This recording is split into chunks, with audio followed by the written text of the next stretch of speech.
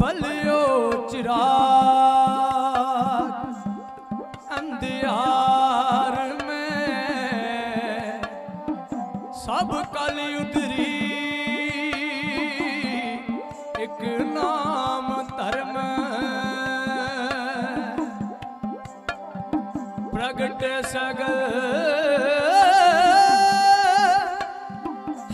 हर भवन में जन नानक गुर पार ब्रह्म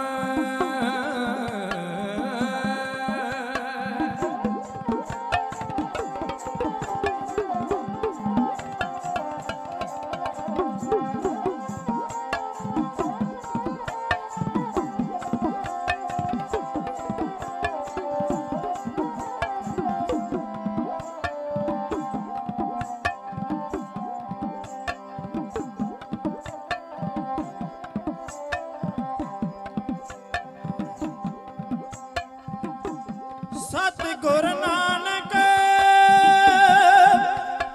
प्रगटिया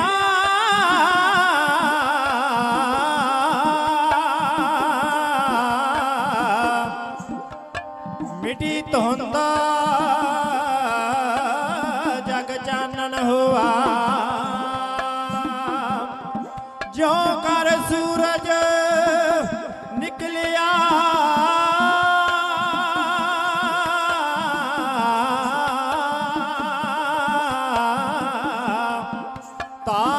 छपे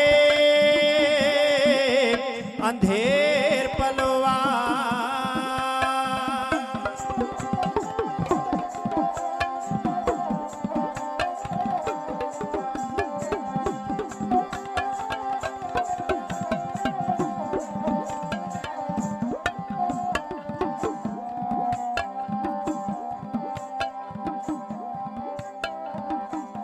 कलकत्ती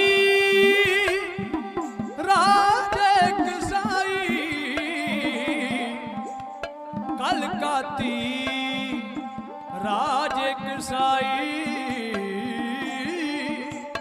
धर्म पंख कर उडरिया कूड़ी मावस सच चंद्रमा दिसे नाई कह चढ़िया बोलो सतनाम श्री वाहे गुरु।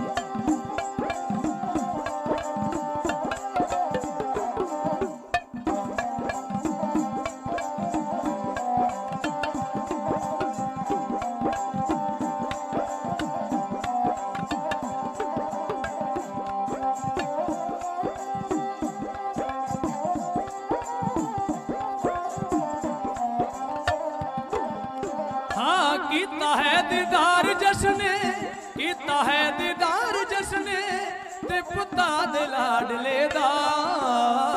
हाँ कीता है दीदार जसने, कीता है दीदार ਕਰ ਜਸਨੇ ਤ੍ਰਿਪਤਾ ਦੇ ਲਾਡਲੇ ਦਾ हाँ गेड़ है 84 वाला, ਗੇੜ ਹੈ 84 ਵਾਲਾ ਕਿ ਆਇਓ ਦਾ ਕੱਟਿਆ गेड़ है 84 वाला, के आयो दा कट्टिया।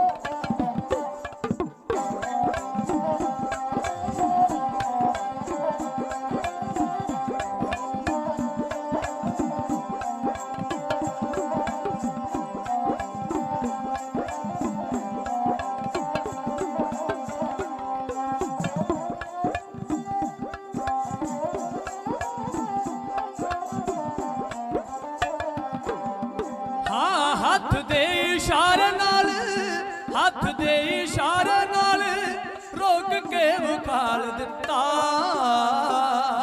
ਹੱਥ ਦੇ ਇਸ਼ਾਰੇ ਨਾਲ ਹੱਥ ਦੇ ਇਸ਼ਾਰੇ ਨਾਲ ਰੋਕ ਕੇ ਵਿਖਾਲ ਦਿੱਤਾ हाँ गुस्से विच वली ने जान, गुस्से विच वली ने जान ਪਰਬਤ ਉਲਟਿਆ ਗੁੱਸੇ ਵਿੱਚ ਵਲੀ ਨੇ ਜਾਨ ਪਰਬਤ ਉਲਟਿਆ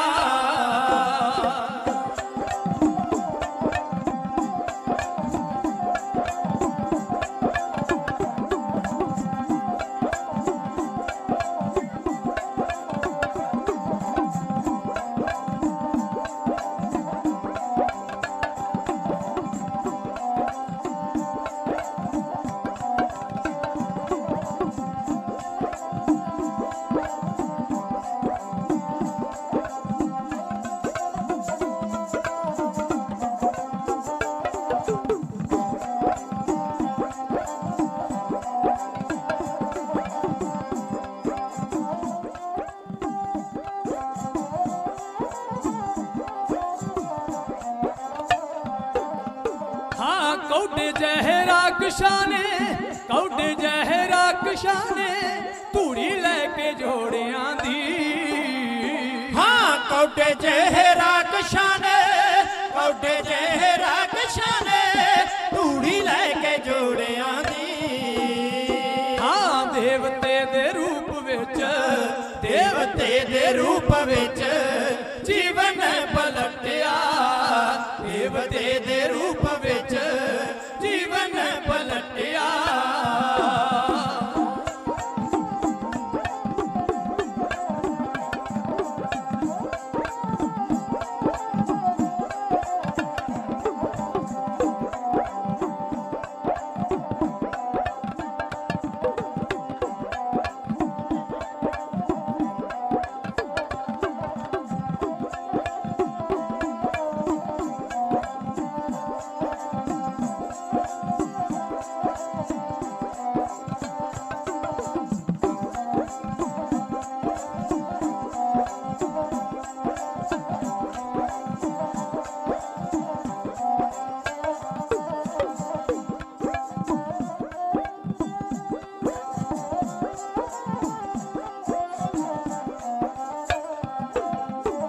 ओ धन धन धन गुरु नानक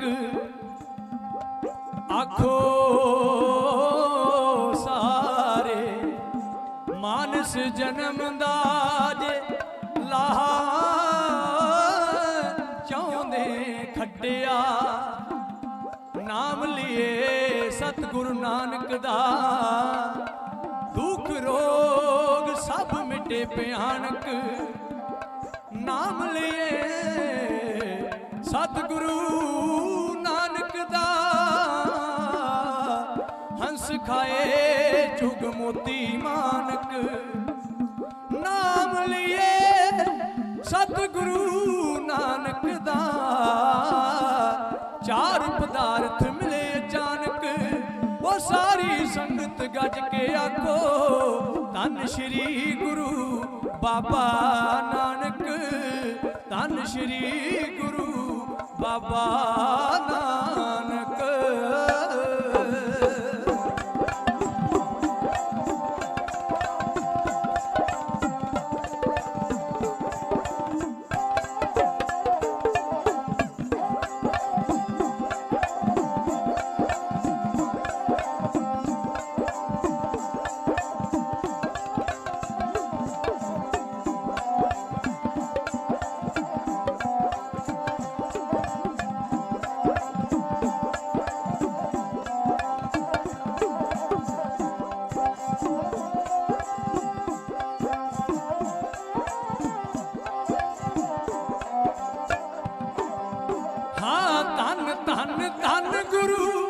धन धन धन गुरु नानक जी आखो सारे।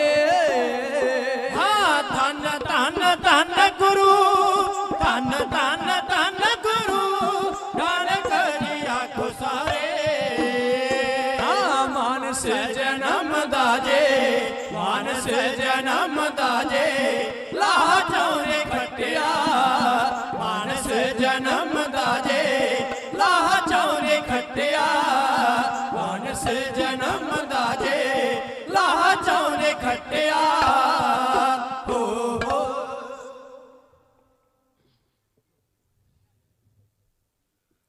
वाहिगुरु। हैं कहते नानक शाह जिन्हें, वो पूरे हैं अगाह गुरु। वो कामल रहबर जग में हैं और रोशन जैसे महागुरु। मकसूद मुराद उम्मीद सभी बर लाते हैं दिल कहा गुरु। नित लुत्फों कर्म से करते हैं हम लोगों का निर्वाह गुरु। इस बख्शिश के इस अजमत के हैं बाबा नानक शाह गुरु। सब शीस झुका अरदास करो और हरदम बोलो वाहिगुरु। नदरे रहमत जिस तरफ नानक इशारा कर दिया, जर्रे को सूरज किया कतरे को दरिया कर दिया। दैंतों को साथ बना सज्जन भी सज्जन किया। इन बंदों की क्या बात है, रीठे को मीठा कर दिया। सतगुरु श्री गुरु ग्रंथ साहिब जी की पवित्र हजूरी अंदर जुड़ बैठे गुरु सवारे सत्कार जो खालसा जी, कौम दे महान शहीद। शहीद वैसे सांझे हुंदे ने, किसे दा निजी नहीं हुंदा शहीद। शहीद किसे दा निजी नहीं, शहीद कौम दे सांझे होया करदे ने। जेड़ी पंचम पातशाह ने जाच सिखाई ना शहीदां दी सिख कौम नूं, और रहिंदी दुनिया तक एक मिसाल बन गई है। दुनिया ते शहीद ते पहला भी चलो होए सी, जीसस क्राइस्ट वर्गे होर भी बड़े शहीद होए, पर उन्हां विचों किसे नूं शहीदां दे सिरताज नहीं सी किया गया। एक मन विच सवाल भी पैदा होया होवेगा भी गुरु अर्जन देव पातशाह नूं शहीदां दे सिरताज क्यों कहंदे ने? की कारण है कि गुरु अर्जन देव महाराज नूं शहीदां दे सिरताज किया जांदा है? शहीदां दे स्थान ते जुड़ बैठे हो, मैं तां थोड़ा जिहा तुहाडे नाल साझा कर लगा। दरअसल जेड़े गुरु अर्जन देव पातशाह तो पहला शहीद होए ना, उन्हां सामने केवल मौत सी, केवल मौत। जिंदगी दा राह कोई नहीं सी उन्हां सामने। पर गुरु अर्जन देव पातशाह महाराज दे सामने जिंदगी भी सी। एक राह भी सी, जहांगीर आखदा सी जां जुर्माना तार दिओ जां कलमा पढ़ लो, नहीं तो फिर कतल होने लई तैयार हो जाओ। पर पातशाह ने आख्या सी जिंदगी नहीं, जिंदगी नूं पैर दे ठुड्डे नाल ठुकरा दिता। पर सतगुरां ने आख्या सी शहीदी नूं एक्सेप्ट करदे हां, असीं स्वीकार करदे हां शहादत नूं। जिंदगी दा राह छड्ड के केवल शहादत चुन लैनी, जिस कारण गुरु अर्जन देव पातशाह नूं शहीदां दे सिरताज किया गया। ਉਹ ਸ਼ਹੀਦਾਂ ਦੀ ਬਖਸ਼ਿਸ਼ ਸਦਕਾ ਬਾਬਾ ਦੀਪ ਸਿੰਘ ਜੀ ਨੇ ਦਰਬਾਰ ਸਾਹਿਬ ਦੀ ਹੋ ਰਹੀ ਬੇਹੁਰਮਤੀ ਦਾ ਬਦਲਾ ਲੈਣ ਵਾਸਤੇ ਦਰਬਾਰ ਸਾਹਿਬ ਵੱਲੋਂ ਜਦੋਂ ਦਮਦਮਾ ਸਾਹਿਬ ਸਾਬੋ ਦੀ ਤਲਵੰਡੀ ਤੋਂ ਚਾਲਾ ਮਾਰਿਆ ਨਾ, ਮੈਂ ਅਕਸਰ ਤੁਹਾਡੇ ਨਗਰਾਂ ਵਿੱਚ ਆਉਂਦਾ ਰਹਿਣਾ ਹਾਂ ਤੇ ਬੇਨਤੀਆਂ ਕਰਕੇ ਜਾਨਾ, ਵਰਪਾਲਾਂ ਵਾਲਿਓ ਬੜੇ ਭਾਗਾਂ ਵਾਲਿਓ, ਅੱਜ ਜਿੱਥੇ ਅਸੀਂ ਬੈਠੇ ਨਾ ਪਤਾ ਨਹੀਂ ਇਸ ਥਾਂ ਤੇ ਕਿੰਨੇ ਸ਼ਹੀਦਾਂ ਦੇ ਸਿਰ ਲੱਗੇ ਨੇ। ਬਾਬਾ ਅਜੀਤ ਸਿੰਘ ਜੀ ਦਾ ਪਵਿੱਤਰ ਸਥਾਨ ਜਿਨ੍ਹਾਂ ਦੀ ਯਾਦ ਵਿੱਚ ਅਸੀਂ ਜੁੜ ਬੈਠੇ ਹਾਂ, ਪਤਾ ਨਹੀਂ ਉਹਨਾਂ ਦੇ ਨਾਲ ਕਿੰਨੇ ਸੂਰਮੇ ਨੇ ਜਿਨ੍ਹਾਂ ਦਾ ਨਾਮ ਅਜੇ ਤੱਕ ਪ੍ਰਗਟ ਨਹੀਂ ਹੋਇਆ, ਉਹ ਕਿੰਨਿਆਂ ਦੇ ਅਸੀਸ ਇਸ ਜਗ੍ਹਾ ਤੇ ਲੱਗੇ ਹੋਣਗੇ ਜਿਹੜੀਆਂ ਜਗ੍ਹਾ ਤੇ ਅਸੀਂ ਬੈਠੇ ਆ। ਮੈਂ ਉਸ ਦਿਨ ਵੀ ਬੇਨਤੀ ਕਰਕੇ ਗਿਆ ਸਾਂ, ਜਦੋਂ ਕਦੇ ਪਵਿੱਤਰ ਧਰਤੀ ਸ੍ਰੀ ਅੰਮ੍ਰਿਤਸਰ ਸਾਹਿਬ ਤੋਂ ਸ੍ਰੀ ਤਰਨਤਾਰਨ ਸਾਹਿਬ ਨੂੰ ਕਿਤੇ ਚਾਲਾ ਮਾਰਿਆ ਕਰੋ ਨਾ, ਤੇ ਜਾਂ ਆਪਣੇ ਪਿੰਡੋਂ ਦਰਬਾਰ ਸਾਹਿਬ ਨੂੰ ਜਾਂ ਤਰਨਤਾਰਨ ਸਾਹਿਬ ਨੂੰ ਜਾਓ ਤੇ ਹਰ ਵਕਤ ਵਾਹਿਗੁਰੂ ਵਾਹਿਗੁਰੂ ਕਰਦੇ ਜਾਣਾ, ਕਿਉਂਕਿ ਇਹ ਰਸਤਾ ਇਹ ਸਾਰਾ ਸ਼ਹੀਦਾਂ ਦੀ ਪਵਿੱਤਰ ਦੇਣ ਸਦਕਾ ਹੈ। ਜਿਹੜੇ ਰਸਤੇ ਵਿੱਚ ਤੁਸੀਂ ਚੱਲਦੇ ਹੋ ਨਾ, ਇੱਥੇ ਚੱਪੇ ਚੱਪੇ ਦੇ ਉੱਤੇ ਸ਼ਹੀਦਾਂ ਦੇ ਸਿਰ ਲੱਗੇ ਨੇ, ਚੱਪੇ ਚੱਪੇ ਦੇ ਉੱਤੇ। ਨੀਅਰ ਅਬਾਊਟ 10,000 ਦੀ ਗਿਣਤੀ ਸੀ ਬਾਬਾ ਦੀਪ ਸਿੰਘ ਜੀ ਦੇ ਨਾਲ ਮਰਦਾਂ ਦੀ। ਕਿਤੇ ਕਿੱਥੇ ਉਹਨਾਂ ਦੇ ਸਿਰ ਲੱਗੇ, ਕਿਹੜੀ ਕਿਹੜੀ ਜਗ੍ਹਾ ਤੇ ਉਹਨਾਂ ਨੇ ਸ਼ਹਾਦਤ ਦਾ ਜਾਮ ਪੀਤਾ, ਉਹਨਾਂ ਸਾਰੀਆਂ ਪੂਜਨਿਕ ਥਾਵਾਂ ਨੂੰ ਸਾਡਾ ਸਿਰ ਝੁਕਦਾ ਹੈ। ਬਾਬਾ ਅਜੀਤ ਸਿੰਘ ਜੀ ਦੇ ਪਾਵਨ ਸਥਾਨਾਂ ਤੇ ਅਸੀਂ ਆਏ ਆ। ਸਤਿਗੁਰੂ ਕਿਰਪਾ ਕਰੇ ਸਾਡਾ ਸਾਰਿਆਂ ਦਾ ਇੱਥੇ ਆਉਣਾ ਸਫਲ ਹੋ ਜਾਵੇ। ਆਓ ਕੁਝ ਇਤਿਹਾਸ ਦੀ ਵੰਨਗੀ ਤੁਹਾਡੇ ਨਾਲ ਸਾਂਝੀ ਕਰ ਸਕਾਂ। ਸਤਿਗੁਰੂ ਸ੍ਰੀ ਗੁਰੂ ਗ੍ਰੰਥ ਸਾਹਿਬ ਜੀ ਨੂੰ ਬੜੇ ਅਦਬ ਸਤਿਕਾਰ ਸਹਿ ਸੀਸ ਝੁਕਾਓ, ਦੋਨੋਂ ਹੱਥ ਜੋੜ ਕੇ ਇੱਕ ਆਵਾਜ਼ ਵਿੱਚ ਫਤਿਹ ਦੀ ਸਾਂਝ ਪਾਓ ਤੇ ਪਿਆਰ ਸਤਿਕਾਰ ਨਾਲ ਆਖੋ ਜੀ ਵਾਹਿਗੁਰੂ ਜੀ ਕਾ ਖਾਲਸਾ ਵਾਹਿਗੁਰੂ ਜੀ ਕੀ ਫਤਿਹ। ਪਹਿਲੀ ਇੱਕ ਤੇ ਵਧਾਈ ਬਣਦੀ ਹੈ, ਉਹ ਵਧਾਈ ਮੈਂ ਇਸ ਗੱਲ ਦੀ ਨਹੀਂ, ਮੈਂ ਇਸ ਕਰਕੇ ਵਧਾਈ ਦੇਣ ਲੱਗਾ ਵੀ ਕਿਸਾਨਾਂ ਨੇ ਜਿਹੜਾ ਸੰਘਰਸ਼ ਕੀਤਾ ਨਾ ਸੱਜਣੋ, ਗੁਰੂ ਨੇ ਫਲ ਲਾਇਆ ਉਸ ਨੂੰ। ਹਿਟਲਰ ਸ਼ਾਹੀ ਸੋਚ, ਤਾਨਾਸ਼ਾਹੀ ਸੋਚ ਜਿਹੜੇ ਮੋਦੀ ਨੇ ਇਹ ਹੱਇਆ ਕਰ ਲਿਆ ਸੀ ਵੀ ਕਿਸਾਨ ਉੱਠ ਕੇ ਚਲੇ ਜਾਣ ਪਰ ਮੈਂ ਬਿੱਲ ਰੱਦ ਨਹੀਂ ਕਰਨੇ। ਗੁਰੂ ਨੇ ਕਿਰਪਾ ਕੀਤੀ, ਉਹ ਕਿਸਾਨਾਂ ਦੇ ਸੰਘਰਸ਼ ਅੱਗੇ ਉਸਨੇ ਸਿਰ ਆਪਣਾ ਟੇਕ ਦਿੱਤਾ ਹੈ। ਉਹਨੇ ਇੱਕ ਐਲਾਨ ਕੀਤਾ ਕਿ ਮੈਂ ਇਹ ਬਿੱਲ ਰੱਦ ਕਰਨ ਦਾ ਐਲਾਨ ਕਰਦਾ।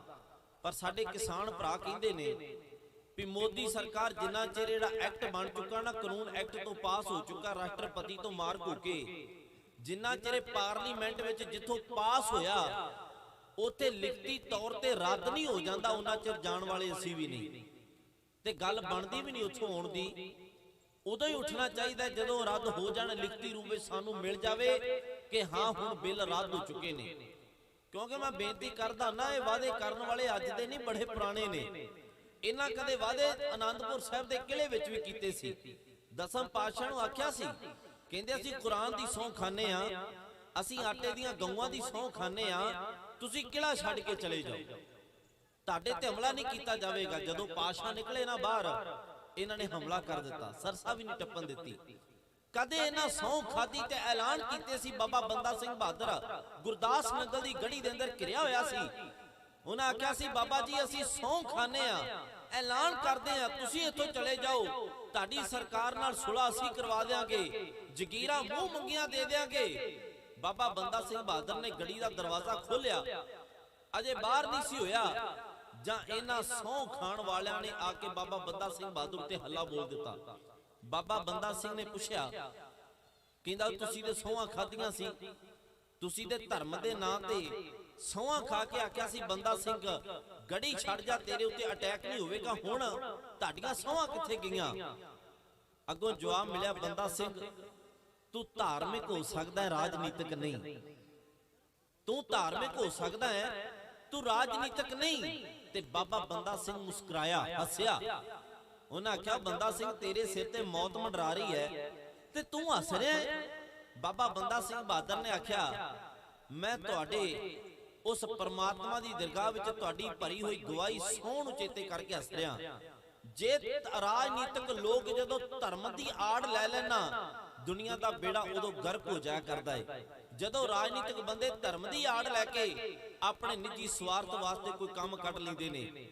ਬਾਬਾ ਬੰਦਾ ਸਿੰਘ ਬਹਾਦਰ ਤੇ ਗੁਰੂ ਗੋਬਿੰਦ ਸਿੰਘ ਮਹਾਰਾਜ ਨੇ ਆਖਿਆ ਸੀ ਇਹਨਾਂ ਦਾ ਯਕੀਨ ਨਾ ਕਰਿਓ, ਇਹ ਸਹੁੰਆਂ ਖਾ ਕੇ ਵੀ ਮੁੱਕਰ ਸਕਦੇ ਨੇ, ਇਹ ਗੁੱਟ ਕੇ ਹੱਥਾਂ ਵਿੱਚ ਫੜ ਕੇ ਵੀ ਮੁੱਕਰ ਸਕਦੇ ਨੇ। ਤੁਸੀਂ ਅੱਖੀਂ ਡਿੱਠੇ ਨੇ।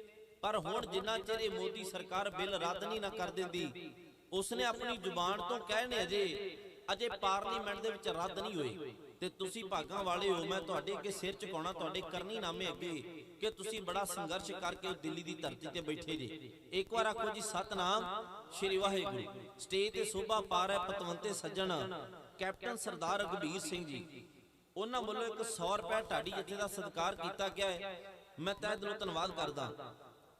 ਸਰਦਾਰ ਇਕਬਾਲ ਸਿੰਘ ਜੀ, ਉਹਨਾਂ ਵੱਲੋਂ ਇੱਕ 100 ਰੁਪਏ ਭੇਜਿਆ ਗਿਆ, ਮੈਂ ਤਹਿ ਦਿਲੋਂ ਧੰਨਵਾਦ ਕਰਦਾ।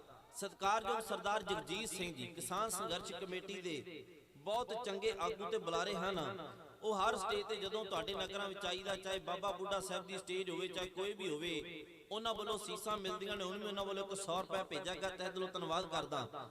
ਮੇਰੇ ਤੋਂ ਪਹਿਲਾਂ ਹਾਜ਼ਰੀ ਭਰ ਰਿਹਾ ਤੇ ਜਿਨ੍ਹਾਂ ਨੇ ਮੈਨੂੰ ਚੇਚਾ ਹੁਕਮ ਲਾਇਆ, ਸਤਿਕਾਰਯੋਗ ਭਾਈ ਸਾਹਿਬ ਭਾਈ ਮਲਕੀਤ ਸਿੰਘ ਜੀ, ਜੋ ਜਰਨਲ ਜ਼ੋਰਾਵਰ ਸਿੰਘ ਦਾ ਜ਼ਿਕਰ ਤੁਹਾਡੇ ਨਾਲ ਕਰਕੇ ਗਏ ਨੇ। ਲੋੜ ਐਸੇ ਪ੍ਰਸੰਗ ਸਟੇਜਾਂ ਤੇ ਲਿਆਉਣ ਦੀ, ਮੈਂ ਉਹਨਾਂ ਦਾ ਤਹਿ ਦਿਲੋਂ ਧੰਨਵਾਦ ਕਰਦਾ। ਪਾਤਸ਼ਾਹ ਕਿਰਪਾ ਕਰੇ। ਭਾਈ ਗੁਰਵਿੰਦਰ ਸਿੰਘ ਦੇ ਭਾਈ ਜਗਬੀਰ ਸਿੰਘ ਮੇਰੇ ਪ੍ਰਿਯ ਮਿੱਤਰ, ਉਹਨਾਂ ਵੱਲੋਂ ਬੇਅੰਤ ਪਿਆਰ ਭੇਜਿਆ ਗਿਆ। ਸਤਿਗੁਰੂ ਕਿਰਪਾ ਕਰੇ। ਹਾਂਜੀ, ਸ਼ਹੀਦ ਬਾਬਾ ਅਜੀਤ ਸਿੰਘ ਜੀ ਦੇ ਪਵਿੱਤਰ ਨਾਮ ਤੋਂ ਗੁਰੂ ਕੀ ਸੰਗਤ ਵੱਲੋਂ ਬੇਅੰਤ ਪਿਆਰ ਪਹੁੰਚੇ। ਸਤਿਗੁਰੂ ਕਿਰਪਾ ਕਰੇ, ਤੁਹਾਨੂੰ ਸਾਰਿਆਂ ਨੂੰ ਤੰਦਰੁਸਤੀ ਦੇ, ਰੋਗਤਾ ਬਖਸ਼ੇ। ਆਓ ਇੱਕ ਸਮੁੱਚਾ ਅਰਦਾਸਾ ਕਰੋ। ਆਖੋ ਨਾਨਕ ਨਾਮ ਚੜ੍ਹਦੀ ਕਲਾ, ਤੇਰੇ ਭਾਣੇ ਸਰਬੱਤ ਦਾ ਭਲਾ। ਮੈਂ ਇੱਕ ਮੁਆਫੀ ਮੰਗਦਾ ਹਾਂ। ਰਾਤ ਮੇਰੇ ਸਾਥੀ ਭਾਈ ਪ੍ਰਭਜੋਤ ਸਿੰਘ ਜੀ ਬੀਗੇ, ਉਸ ਦਾ ਅਚਾਨਕ ਗਲਾ ਖਰਾਬ ਹੋਇਆ, ਕਿਉਂਕਿ ਦੀਵਾਨ ਨਿਰੰਤਰ ਚੱਲ ਰਹੇ ਨੇ ਲਗਾਤਾਰ। ਕੱਲ ਵੀ ਪਹਿਲਾਂ ਰਾਜੋਗੇ ਸੀ, ਫਿਰ ਰਾਤ ਖਾਲੜੇ ਸੀ, ਹੁਣ ਪਹਿਲਾਂ ਏਕਲ ਗੱਡੇ ਹਾਜ਼ਰੀ ਭਰ ਕੇ ਆਏ ਤੇ ਹੁਣ ਤੁਹਾਡੇ ਦਰਸ਼ਨ ਕਰਨੇ ਨੇ ਤੇ ਕੱਲ ਨੂੰ ਫਿਰ ਇਸੇ ਤਰ੍ਹਾਂ ਚਾਲੇ ਮਾਰਨੇ ਨੇ। ਮੁਆਫੀ ਇਸ ਗੱਲ ਦੀ ਹੈ ਵੀ ਪ੍ਰਸੰਗ ਮੈਨੂੰ ਸਟੇਜ ਤੇ ਆ ਕੇ ਜੋ ਹੁਕਮ ਲੱਗਾ, ਵੈਸੇ ਮੇਰੀ ਆਦਤ ਹੈ ਵੀ ਜਦੋਂ ਮੈਨੂੰ ਕੋਈ ਪ੍ਰੋਗਰਾਮ ਕੋਈ ਦੀਵਾਨ ਦਾ ਹੁਕਮ ਕਰੇ ਮੈਂ ਪ੍ਰਸੰਗ ਜ਼ਰੂਰ ਪੁੱਛਦਾ। ਮੈਨੂੰ ਇੱਥੋਂ ਅਚਨਚੇਤ ਆ ਕੇ ਹੁਕਮ ਲੱਗਾ ਕਿ ਕੋਈ ਜੰਗ ਜਾਂ ਕੋਈ ਯੁੱਧ ਸਾਂਝਾ ਕੀਤਾ ਜਾਵੇ, ਪਰ ਅੱਜ ਅਸੀਂ ਭਾਈ ਗੁਰਲਾਲ ਸਿੰਘ ਜੀ ਨੂੰ ਬੇਨਤੀ ਕੀਤੀ ਤੇ ਉਹਨਾਂ ਨੂੰ ਨਾਲ ਲਿਆਂਦਾ। ਇਸ ਕਰਕੇ ਮੈਂ ਬਹੁਤੀ ਤੁਹਾਡੀ ਡਿਮਾਂਡ ਅੱਜ ਦੇ ਦੀਵਾਨ ਵਿੱਚ ਉਹ ਨਹੀਂ ਪੂਰੀ ਕਰਾਂਗਾ, ਪਰ ਕੋਸ਼ਿਸ਼ ਕਰਾਂਗਾ ਜਿਹੜਾ ਪ੍ਰਸੰਗ ਮੈਨੂੰ ਭਾਈ ਸਾਹਿਬ ਕਹਿ ਰਹੇ ਸੀ ਵੀ ਤੁਸੀਂ ਗੁਰੂ ਨਾਨਕ ਪਾਤਸ਼ਾਹ ਦਾ, ਤੇ ਕਹਿੰਦੇ ਅਸੀਂ ਸੁਣਿਆ ਬੜਾ ਗੁਰੂ ਨਾਨਕ ਮਹਾਰਾਜ ਦਾ ਜੀਵਨ। ਮੈਂ ਕਿਹਾ ਚਲੋ ਮੈਂ ਉਹ ਤੇ ਨਹੀਂ, ਕਿਉਂਕਿ ਇੱਕ ਅਮੀਰ ਖੁਸਰੋ ਸ਼ਾਇਦ ਤੁਸੀਂ ਸੁਣਿਆ ਹੋਵੇ। ਅਮੀਰ ਖੁਸਰੋ ਉਰਦੂ ਜ਼ੁਬਾਨ ਦਾ ਜਨਮਦਾਤਾ ਵੀ ਮੰਨਿਆ ਜਾਂਦਾ ਹੈ। ਜਿੱਥੋਂ ਕਹਾਵਤ ਚੱਲੀ ਸੀ ਵੀ ਕੁੱਜੇ ਵਿੱਚ ਸਮੁੰਦਰ ਨੂੰ ਬੰਦ ਕਰਨਾ। ਕਹਿੰਦੇ ਉਹ ਕਿਤੇ ਤੁਰਿਆ ਜਾ ਰਿਹਾ ਸੀ, ਕਿਤੇ ਤੁਰਿਆ ਜਾ ਰਿਹਾ ਸੀ, ਉਹਨੂੰ ਰਸਤੇ ਵਿੱਚ ਬੜੀ ਪਿਆਸ ਲੱਗੀ। ਇੱਕ ਖੂਹ ਤੇ ਪਹੁੰਚਾ ਨੇ ਵੇਖਿਆ 4 ਮੁਟਿਆਰਾਂ ਉੱਥੇ ਪਾਣੀ ਭਰ ਰਹੀਆਂ ਨੇ। ਉਹਨਾਂ ਦੇ ਕੋਲ ਪਹੁੰਚਿਆ, ਉਹ ਜਾ ਕੇ ਉਹਨਾਂ ਨੂੰ ਕਹਿੰਦਾ ਮੈਨੂੰ ਪਾਣੀ ਪਿਆਓ। ਉਹਨਾਂ ਨੇ ਸਿਆਣ ਲਿਆ, ਕਹਿੰਦੀਆਂ ਤੂੰ ਤੇ ਮੀਰ ਖੁਸਰੋ ਜਿਹੜਾ ਕਵਿਤਾ ਬੜੀ ਸੋਹਣੀ ਲਿਖਦਾ ਹੈ, ਇੱਕ ਕੰਮ ਕਰ, ਸਾਨੂੰ ਪਹਿਲਾਂ ਕਵਿਤਾ ਸੁਣਾ ਫਿਰ ਤੈਨੂੰ ਪਾਣੀ ਪਿਆਵਾਂਗੀਆਂ। ਕਦੇ ਤੁਸੀਂ ਪ੍ਰੋਫੈਸਰ ਅਤੇ ਫਿਲਾਸਫਰ MSJ ਨੂੰ ਪੜ੍ਹਨ ਦਾ ਯਤਨ ਕਰਨਾ, ਉਹਨਾਂ ਨੇ ਬੜੀਆਂ ਸੋਹਣੀਆਂ ਇਸ ਬਾਰੇ ਆਪਣੀਆਂ ਪੁਸਤਕਾਂ ਦੇ ਵਿੱਚ ਜ਼ਿਕਰ ਕੀਤਾ ਹੈ। ਉਹ ਕਹਿੰਦਾ ਕਿਹੜੀ ਕਵਿਤਾ ਸੁਣੋਗੀਆਂ? 4 ਮੁਟਿਆਰਾਂ ਨੇ 4 ਡਿਮਾਂਡਾਂ ਕਰ ਦਿੱਤੀਆਂ। ਇੱਕ ਨੇ ਆਖਿਆ ਸਾਡੇ ਘਰ ਖੀਰ ਬੜੀ ਵਧੀਆ ਬਣਦੀ ਹੈ, ਖੀਰ ਦੀ ਸੁਣਾ। ਇੱਕ ਨੇ ਆਖਿਆ ਮੈਨੂੰ ਢੋਲ ਦੀ ਆਵਾਜ਼ ਬੜੀ ਪਿਆਰੀ ਲੱਗਦੀ ਹੈ, ਢੋਲ ਦੀ ਸੁਣਾ। ਇੱਕ ਨੇ ਆਖਿਆ ਮੇਰੇ ਘਰ ਕੁੱਤਾ ਬੜਾ ਵਫਾਦਾਰ ਜਾਨਵਰ ਹੈ, ਜਾਨਵਾਰ। ਇਹਦਾ ਮਤਲਬ ਹੈ ਲੋੜ ਪੈਣ ਤੇ ਜਾਨ ਵੀ ਵਾਰ ਦਿੰਦਾ ਹੈ। ਬੰਦਾ ਵਫਾਦਾਰ ਰਵੇ ਜਾਂ ਨਾ ਰਵੇ, ਪਰ ਕਈ ਵਾਰ ਜਾਨਵਰ ਵਫਾਦਾਰ ਹੋ ਜਾਇਆ ਕਰਦੇ ਨੇ। ਉਹਨੇ ਆਖਿਆ ਮੈਨੂੰ ਕੁੱਤੇ ਦੀ ਸੁਣਾ। ਤੇ ਇੱਕ ਨੇ ਆਖਿਆ ਮੈਨੂੰ ਚਰਖੇ ਦੀ ਕੂਕ ਬੜੀ ਪਿਆਰੀ ਲੱਗਦੀ, ਮੈਨੂੰ ਚਰਖੇ ਦੀ ਸੁਣਾ। ਅਮੀਰ ਖੁਸਰੋ ਨੇ ਸੋਚਿਆ ਵੀ ਹੁਣ ਪਹਿਲਾਂ 4 ਕਵਿਤਾ ਬਣਾਵਾਂਗਾ, ਸਾਰਾ ਦਿਨ ਲੰਘ ਜਾਣਾ, ਪਿਆਸ ਤੇ ਅੱਗੇ ਲੱਗੀ ਹੈ, ਹੁਣ ਮੈਂ ਕਿਵੇਂ ਇਹਨਾਂ ਦੀ ਪੁਸ਼ਟੀ ਕਰਾਵਾਂ। ਉਹਨੇ ਇੱਕ ਜੁਗਤ ਖੇਡੀ ਜਿੱਥੋਂ ਕੁੱਜੇ ਵਿੱਚ ਸਮੁੰਦਰ ਬੰਦ ਹੋ ਗਿਆ, ਇਹ ਕਹਾਵਤ ਪ੍ਰਚਲਿਤ ਹੋਈ। ਉਹਨੇ 4 ਦੀ ਦਿਸ਼ਾ ਹੁਣ ਇੱਕ ਕਵਿਤਾ ਵਿੱਚ ਕਰਾਉਣੀਆਂ, ਤੁਸੀਂ ਗੌਰ ਕਰਿਓ। ਉਹ ਕਹਿੰਦਾ ਖੀਰ ਬਣਾਈ ਸ਼ੌਂਕ ਸੇ, ਜਿਹੜੀ ਕਹਿੰਦੀ ਸੀ ਵੀ ਖੀਰ ਦੀ ਸੁਣਾ, ਉਹਨੂੰ ਕਹਿੰਦਾ ਖੀਰ ਬਣਾਈ ਸ਼ੌਂਕ ਸੇ, ਖੀਰ ਵਾਲੀ ਦੀ ਤਸੱਲੀ ਹੋ ਗਈ। ਕਹਿੰਦਾ ਚਰਖਾ ਦਿਆ ਜਲਾ, ਦੂਜੀ ਕਹਿੰਦੀ ਸੀ ਚਰਖੇ ਦੀ ਸੁਣਾ। ਕਹਿੰਦਾ ਤੇਰਾ ਚਰਖਾ ਭੰਨਿਆ ਤੋੜਿਆ, ਉਹ ਚਰਖੇ ਨੂੰ ਚੁੱਲ੍ਹੇ ਵਿੱਚ ਢਾ ਕੇ ਤੇ ਇਹਨੇ ਖੀਰ ਬਣਾਈ ਸ਼ੌਂਕ ਸੇ, ਚਰਖਾ ਦਿਆ ਜਲਾ। ਤੀਜੀ ਕੁੱਤੇ ਦੀ ਕਹਿੰਦੀ ਸੀ ਤੇ ਚੌਥੀ ਢੋਲ ਦੀ ਕਹਿੰਦੀ ਸੀ। ਉਹ ਕਹਿੰਦਾ ਆਇਆ ਕੁੱਤਾ ਖਾ ਗਿਆ, ਤੂੰ ਕਹਿੰਦੀ ਸਾਂ ਕੁੱਤੇ ਦੀ ਸੁਣਾ। ਤੇ ਚੌਥੀ ਨੂੰ ਕਹਿੰਦਾ ਤੂੰ ਬੈਠੀ ਢੋਲ ਵਜਾ। ਖੀਰ ਬਣਾਈ ਸ਼ੌਂਕ ਸੇ, ਚਰਖਾ ਦਿਆ ਜਲਾ, ਆਇਆ ਕੁੱਤਾ ਖਾ ਗਿਆ, ਤੂੰ ਬੈਠੀ ਢੋਲ ਵਜਾ, ਲਾ ਪਾਣੀ ਪਿਲਾ। ਇਹ ਤੋਂ ਕਹਾਵਤ ਪ੍ਰਚਲਿਤ ਹੋ ਗਈ ਵੀ ਕੁੱਜੇ ਵਿੱਚ ਸਮੁੰਦਰ ਬੰਦ ਕਰਨਾ। ਮੈਂ ਉਹਨਾਂ ਵਿੱਚੋਂ ਨਹੀਂ, ਉਹਨਾਂ ਵਿਦਵਾਨਾਂ ਚੋਂ ਨਹੀਂ ਵੀ ਮੈਂ ਕੁਝ ਇਹੋ ਜਿਹਾ ਕਰ ਜਾਵਾਂ ਜਿਹੜਾ ਕੁੱਜੇ ਵਿੱਚ ਸਮੁੰਦਰ ਬੰਦ ਹੋ ਜਾਵੇ, ਪਰ ਯਤਨ ਕਰਾਂ ਵੀ ਕੁਝ ਅਣਛੂਏ ਪੱਤਰੇ ਤੁਹਾਡੇ ਨਾਲ ਗੁਰੂ ਨਾਨਕ ਪਾਤਸ਼ਾਹ ਦੇ ਜੀਵਨ ਵਿੱਚੋਂ ਸਾਂਝੇ ਕਰਾਂਗਾ। ਸ਼ਾਇਦ ਉਹ ਤੁਹਾਡੀਆਂ ਅੱਖਾਂ ਤੋਂ ਅੱਜ ਤੱਕ ਪਰੋਖੇ ਰਹੇ ਹੋਣ। ਰਾਏ ਭੋਜ ਦੀ ਤਲਵੰਡੀ ਤੁਸੀਂ ਸਾਰੇ ਸੁਣੀ ਹੈ, ਬੜੀ ਵਾਰ ਸੁਣੀ ਹੈ ਵੀ ਰਾਏ ਭੋਜ ਦੀ ਤਲਵੰਡੀ ਦੇ ਪਾਤਸ਼ਾਹ ਦਾ ਪ੍ਰਕਾਸ਼ ਹੋਇਆ। ਮੈਂ ਤੁਹਾਡੇ ਨਾਲ 2 ਸ਼ਬਦ ਸਾਂਝੇ ਕਰ ਲੱਗਾ, ਸੁਰਤ ਟਿਕਾਇਓ। ਇੱਕ ਤੇ ਰਾਏ ਭੋਜ ਦੀ ਤਲਵੰਡੀ ਦਾ ਨਾਂ ਕਿੱਥੋਂ ਪਿਆ, ਇਹ ਰਾਏ ਭੋਜ ਦੀ ਤਲਵੰਡੀ ਬਣੀ ਕਿੱਦਾਂ, ਤੇ ਦੂਸਰਾ ਨਨਕਾਣਾ ਸਾਹਿਬ ਕਿੱਦਾਂ ਬਣਿਆ। ਆ 2 ਸ਼ਬਦ ਸ਼ਾਇਦ ਤੁਹਾਡੇ ਵਾਸਤੇ ਨਵੇਂ ਹੋ ਜਾਣ। ਅਲਾਉਦੀਨ ਖਿਲਜੀ, ਜਦੋਂ ਅਸੀਂ ਤਾਰੀਖੇ ਖਿਲਜੀ ਪੜ੍ਹਦੇ ਆ ਨਾ, ਉਦੋਂ ਪਤਾ ਲੱਗਦਾ ਜਦੋਂ ਅਲਾਉਦੀਨ ਖਿਲਜੀ ਨੇ ਰਾਜਪੂਤਾਨੇ ਵਿੱਚ ਹਮਲਾ ਕੀਤਾ ਤੇ ਇਥੋਂ ਦੇ ਕੁਝ ਰਾਜਪੂਤਾਨੇ ਵਿੱਚੋਂ ਲੋਕਾਂ ਨੇ ਅਲਾਉਦੀਨ ਖਿਲਜੀ ਦਾ ਮੁਕਾਬਲਾ ਕੀਤਾ। ਕੁਝ ਲੋਕਾਂ ਨੇ ਦੀਨੇ ਇਸਲਾਮ ਕਬੂਲ ਕਰ ਲਿਆ, ਕੁਝ ਲੋਕ ਡਰਦੇ ਇਥੋਂ ਭੱਜ ਗਏ ਤੇ ਕੁਝ ਮਾਰੇ ਗਏ। ਇੱਕ ਇਹਨਾਂ ਵਿੱਚੋਂ ਰਾਜਪੂਤ ਵਿੱਚੋਂ ਹੋਇਆ, ਉਹਦਾ ਨਾਂ ਸੀ ਰਾਣਾ ਰਾਏ। ਰਾਣਾ ਰਾਏ ਨੇ ਏਡੀ ਬਹਾਦਰੀ ਨਾਲ ਮੁਕਾਬਲਾ ਕੀਤਾ ਅਲਾਉਦੀਨ ਖਿਲਜੀ ਦਾ। ਉਹਨੇ ਆਖਿਆ ਬੇਟਾ, ਬੜੇ ਉਹਦੇ ਵਿੱਚ ਗੁਣ ਵੀ ਸੀ ਅਲਾਉਦੀਨ ਖਿਲਜੀ ਦਾ ਜਿਹੜਾ ਮੈਂ ਜ਼ਿਕਰ ਕਰਨ ਲੱਗਾ। ਉਹਨੇ ਆਖਿਆ ਬੇਟਾ, ਮੈਂ ਤੇਰੀ ਬਹਾਦਰੀ ਤੇ ਬੜਾ ਖੁਸ਼ ਹਾਂ, ਮੈਂ ਚਾਹਣਾ ਤੂੰ ਦੀਨੇ ਇਸਲਾਮ ਕਬੂਲ ਕਰ ਲੈ ਤੇ ਮੈਂ ਤੈਨੂੰ 1.5 ਲੱਖ ਏਕੜ ਜ਼ਮੀਨ ਦਾਨ ਦੇ ਦੇਵਾਂ। ਰਾਣਾ ਰਾਏ ਨੇ ਜ਼ਮੀਨ ਲੈ ਲਈ, ਇਸਨੇ ਇਸਲਾਮ ਧਰਮ ਕਬੂਲ ਕਰ ਲਿਆ। ਇਹ ਪੱਟੀ ਰਾਜਪੂਤ ਵਿੱਚੋਂ ਸੀ। ਰਾਣਾ ਰਾਏ ਦੇ ਪਰਿਵਾਰ ਵਿੱਚੋਂ ਫਿਰ ਕੁਝ ਵੰਸ਼ ਉੱਠੀ, ਜਿੱਥੇ ਜਿੱਥੇ ਜ਼ਮੀਨ ਇਹਨਾਂ ਨੂੰ ਅਲਾਟ ਹੋਈ ਨਾ, ਇਹ ਉੱਥੇ ਉੱਥੇ ਆ ਕੇ ਬੈਠੇ। ਹੁਣ ਵੇਖੋ ਕਿੱਥੇ ਕਿੱਥੇ ਆਏ ਤੇ ਰਾਏ ਭੋਏ ਦੀ ਤਲਵੰਡੀ ਬਣੀ ਕਿਦਾਂ। ਸਭ ਤੋਂ ਪਹਿਲਾਂ ਰਾਜਪੂਤਾਨੇ ਦੇ ਇਲਾਕੇ ਵਿੱਚੋਂ ਉੱਠ ਕੇ ਇਹਨਾਂ ਨੇ ਮਾਲਵੇ ਦੀ ਧਰਤੀ ਦੇ ਇੱਕ ਪਿੰਡ ਬੰਨਿਆ, ਜਿਸ ਪਿੰਡ ਦਾ ਨਾਂ ਰੱਖਿਆ ਗਿਆ ਭੱਟੀ ਵੰਡ, ਜਿਹੜੀ ਭੱਟੀਆਂ ਦੀ ਵੰਡ ਵਿੱਚ ਆਈ। ਭੱਟੀ ਵੰਡ ਦਿਨ ਬਾ ਦਿਨ ਬਦਲਦਾ ਬਦਲਦਾ ਬਠਿੰਡੇ ਦੇ ਨਾਂ ਨਾਲ ਪ੍ਰਚਲਿਤ ਹੋ ਗਿਆ। ਉਥੋਂ ਕੁਝ ਵੰਸ਼ੇ ਦੀ ਉੱਠੀ, ਉਹਨਾਂ ਮਾਝੇ ਦੀ ਧਰਤੀ ਦੇ 2 ਪਿੰਡ ਵਸਾਏ। ਇੱਕ ਉਹਨਾਂ ਨੇ ਵਸਾਇਆ ਜਾਮਾ ਰਾਏ, ਜਾਮਾ ਦਾ ਭਾਵ ਹੁੰਦਾ ਇਕੱਠਾ, ਇਕੱਠ, ਤੇ ਰਾਏ ਦਾ ਭਾਵ ਰਾਣੇ ਰਾਏ ਦੀ ਵੰਸ਼। ਤੇ ਦੂਸਰਾ ਇਹਨਾਂ ਨੇ ਵਸਾਇਆ ਭਿੱਟੇ ਵੰਡ। ਭਿੱਟੇ ਵੰਡ ਦਾ ਅੱਜ ਨਾਮ ਬਦਲ ਕੇ ਪੱਠੇ ਵਿੰਡ ਪੈ ਚੁੱਕਾ ਹੈ। ਇਹ ਉਹੀ ਪੱਠੇ ਵਿੰਡ ਹੈ ਜਿਹੜੇ ਪੱਠੇ ਵਿੰਡ ਵਿੱਚ ਗੁਰੂ ਨਾਨਕ ਪਾਤਸ਼ਾਹ ਦੇ ਪਿਤਾ ਪੁਰਖੀ ਰਹਿੰਦੇ ਸਨ, ਜਿੱਥੇ ਵੱਡ ਵਡੇਰੇ ਰਹਿੰਦੇ ਸੀ। ਹੁਣ ਮਨ 'ਚ ਸਵਾਲ ਪੈਦਾ ਹੋਵੇਗਾ ਵੀ ਗੁਰੂ ਨਾਨਕ ਪਾਤਸ਼ਾਹ ਦੇ ਵੱਡ ਵਡੇਰੇ ਦੇ ਪੱਠੇ ਵਿੰਡ ਰਹਿੰਦੇ ਸੀ, ਉਹ ਰਾਏ ਭੋਏ ਦੀ ਤਲਵੰਡੀ ਦੇ ਕਿੱਦਾਂ ਚਲੇ ਗਏ? ਰਾਏ ਭੋਏ ਦੀ ਤਲਵੰਡੀ ਦਾ ਪਹਿਲਾ ਨਾਂ ਸੀ ਰਾਏਪੁਰ। ਰਾਏ ਭੋਏ ਦੀ ਤਲਵੰਡੀ ਦਾ ਪਹਿਲਾ ਨਾਮ ਰਾਏਪੁਰ ਹੈ। ਤੇ ਜਿਹੜਾ ਰਾਣਾ ਰਾਏ ਦੀ ਵੰਸ਼ ਵਿੱਚੋਂ ਇੱਕ ਅੱਗੇ ਸਰਦਾਰ ਉੱਠਿਆ, ਉਹਦੇ ਹਿੱਸੇ ਜ਼ਮੀਨ ਆਈ ਰਾਏ ਭੋਏ ਦੇ ਰਾਏਪੁਰ ਦੀ ਜ਼ਮੀਨ। ਤਲਵੰਡੀ ਦਾ ਭਾਵ ਹੈ, ਤਲ ਦਾ ਭਾਵ ਹੁੰਦਾ ਜ਼ਮੀਨ, ਤੇ ਵੰਡ ਦਾ ਭਾਵ ਜਿਹੜੀ ਹਿੱਸੇ ਵਿੱਚ ਆਈ ਹੋਵੇ, ਜਿਹੜੀ ਵੰਡੀ ਗਈ ਹੋਵੇ। ਅੱਜ ਤੁਸੀਂ ਝਾਤੀ ਮਾਰੋ ਨਾ, ਆਪਣੇ ਇਲਾਕੇ ਵਿੱਚ ਬੜੀਆਂ ਤਲਵੰਡੀਆਂ ਨੇ। ਕੋਈ ਤਲਵੰਡੀ ਬੁੱਧ ਸਿੰਘ ਹੈ, ਤਲਵੰਡੀ ਸੋਭਾ ਸਿੰਘ ਹੈ, ਤਲਵੰਡੀ ਚੌਧਰੀਆਂ ਹੈ। ਇਹ ਤਾਤਕ ਬੜੀਆਂ ਚੌਧਰੀਆਂ ਨੇ, ਇਹ ਤਲਵੰਡੀਆਂ ਨੇ। ਸਾਬੋ ਕੀ ਤਲਵੰਡੀ, ਤਲਵੰਡੀ ਦੇ ਨਾਮ ਨਾਲ ਕੁਝ ਨਾ ਕੁਝ ਅੱਖਰ ਜ਼ਰੂਰ ਲੱਗਦਾ ਹੈ। ਉਹਦਾ ਭਾਵ ਇਹ ਹੁੰਦਾ ਵੀ ਇਸ ਸਰਦਾਰ ਦੇ ਹਿੱਸੇ ਜ਼ਮੀਨ ਆਈ ਸੀ। ਰਾਏ ਭੋਏ ਚਲਾ ਗਿਆ ਤਲਵੰਡੀ, ਤੇ ਰਾਏ ਭੋਏ ਦਾ ਜਿਹੜਾ ਕਾਨੂੰਗੋ ਸੀ, ਪਟਵਾਰੀ ਸੀ, ਉਹ ਸੀ ਰਾਮ ਨਾਰਾਇਣ, ਗੁਰੂ ਨਾਨਕ ਪਾਤਸ਼ਾਹ ਦੇ ਵੱਡ ਵਡੇਰੇ। ਰਾਏ ਭੋਏ ਦੁਨੀਆ ਤੋਂ ਚਲਿਆ ਗਿਆ। ਇਹਦਾ ਅੱਗੇ ਪੁੱਤਰ ਹੋਇਆ ਰਾਏ ਬੁਲਾਰ। ਰਾਏ ਬੁਲਾਰ ਦੇ ਨਾਲ ਪਟਵਾਰੀ ਬਣਿਆ ਪਿਤਾ ਮਹਿਤਾ ਕਲਿਆਣ ਦਾਸ ਜੀ। ਜਦੋਂ ਇਸ ਨੂੰ ਰਾਏਪੁਰ ਦੀ ਜ਼ਮੀਨ ਮਿਲੀ ਪੱਠੇ ਵਿੰਡ ਤੋਂ ਬਾਅਦ, ਉਦੋਂ ਗੁਰੂ ਨਾਨਕ ਪਾਤਸ਼ਾਹ ਦੇ ਵੱਡ ਵਡੇਰੇ ਵੀ ਉਹਦੇ ਨਾਲ ਰਾਏ ਭੋਏ ਦੀ ਤਲਵੰਡੀ ਜਾ ਵਸੇ। ਜਿਹੜੀ ਬੇਨਤੀ ਮੈਂ ਕਰਨਾ ਚਾਹੁੰਦਾ ਸਾਂ, ਉਹ ਤੁਹਾਨੂੰ ਸ਼ਾਇਦ ਸਮਝ ਪੈ ਗਈ ਹੋਵੇ। ਫਿਰ ਗੁਰੂ ਨਾਨਕ ਪਾਤਸ਼ਾਹ ਦਾ ਇੱਥੇ ਪ੍ਰਕਾਸ਼ ਹੋਇਆ। ਦੁਨੀਆ ਦੇ ਵਿੱਚ ਜੰਗਲ ਤੇ ਹੋਰ ਵੀ ਬੜੇ ਨੇ, ਪਰ ਯਾਦ ਰੱਖਿਓ ਮਾਛੀਵਾੜੇ ਦੇ ਵਿੱਚ ਗੁਰੂ ਗੋਬਿੰਦ ਸਿੰਘ ਮਹਾਰਾਜ ਦੇ ਚਰਨ ਪੈ ਤੇ ਮਾਛੀਵਾੜਾ ਸਾਹਿਬ ਹੋ ਗਿਆ। ਦੁਨੀਆ ਵਿੱਚ ਪਿੰਡ ਹੋਰ ਵੀ ਬੜੇ ਨੇ। ਚਮਕੌਰ ਪਹਿਲਾਂ ਵੀ ਵਸਦੀ ਸੀ, ਪਰ ਦਸਮ ਪਾਤਸ਼ਾਹ ਦੇ ਚਰਨ ਪਏ, ਉਹ ਚਮਕੌਰ ਸਾਹਿਬ ਹੋ ਨਿਬੜੀ। ਬਸ ਇਸੇ ਤਰ੍ਹਾਂ ਰਾਏ ਭੋਏ ਦੀ ਤਲਵੰਡੀ, ਤਲਵੰਡੀਆਂ ਦੇ ਪਹਿਲਾਂ ਵੀ ਬੜੀਆਂ ਸੀ, ਤਲਵੰਡੀਆਂ ਬਾਅਦ ਚ ਬੜੀਆਂ, ਪਰ ਗੁਰੂ ਨਾਨਕ ਪਾਤਸ਼ਾਹ ਦੇ ਆਉਣ ਕਰਕੇ, ਨਾਨਕ ਜੀ ਦੇ ਆਉਣ ਕਰਕੇ ਉਹ ਨਾਨਕ ਆਣਾ ਤੋਂ ਨਨਕਾਣਾ ਸਾਹਿਬ ਹੋ ਨਿਬੜਿਆ। ਉਹ ਗੁਰੂ ਨਾਨਕ ਪਾਤਸ਼ਾਹ ਦੇ ਸੁਲਤਾਨਪੁਰ ਲੋਧੀ ਧਰਤੀ ਨੂੰ ਭਾਗ ਲਾ ਰਹੇ ਨੇ। ਸਮਾਂ ਬੜਾ ਕੀਮਤੀ ਹੈ, ਮੈਂ ਕੀਮਤੀ ਸਮੇਂ ਵਿੱਚ ਬੜਾ ਕੁਝ ਕਹਿਣ ਦਾ ਯਤਨ ਕਰਾਂ। ਗੁਰੂ ਨਾਨਕ ਪਾਤਸ਼ਾਹ ਰਾਏ ਭੋਏ ਦੀ ਤਲਵੰਡੀ ਤੋਂ ਸੁਲਤਾਨਪੁਰ ਲੋਧੀ ਆਏ। ਇੱਥੇ ਆ ਕੇ ਸਤਿਗੁਰ ਸੱਚੇ ਪਾਤਸ਼ਾਹ ਨੇ ਮੋਦੀ ਖਾਨਾ ਚਲਾਇਆ।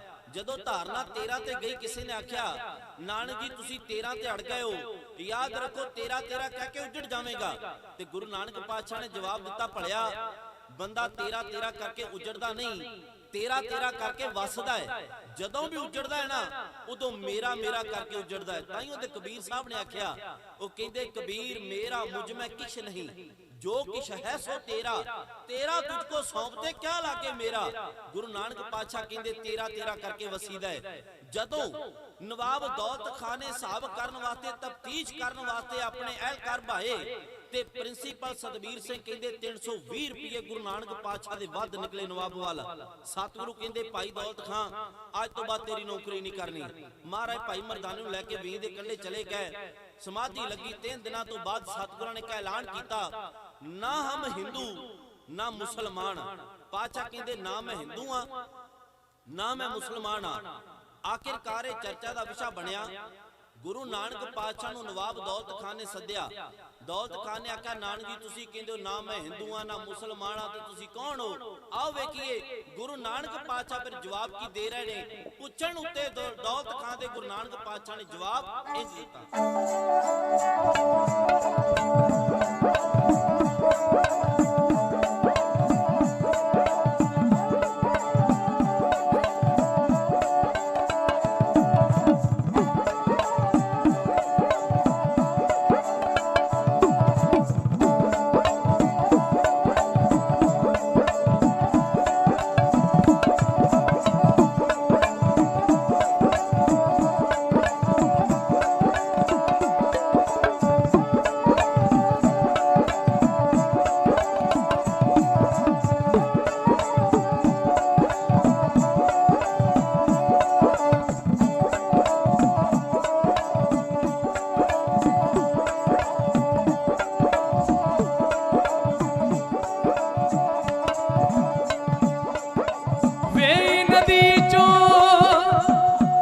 सतगुर बाहर आए,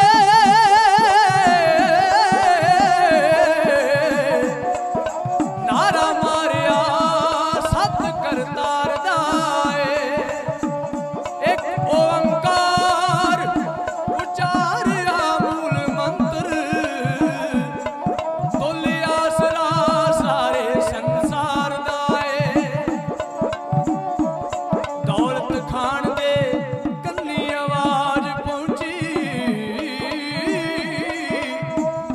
सामने क्यों उचारदा है, क्यों भी नानका लोग हन की कहंदे। फड़िया जाए ना मुंह संसार दाए, फड़िया जाए ना मुंह संसार दाए।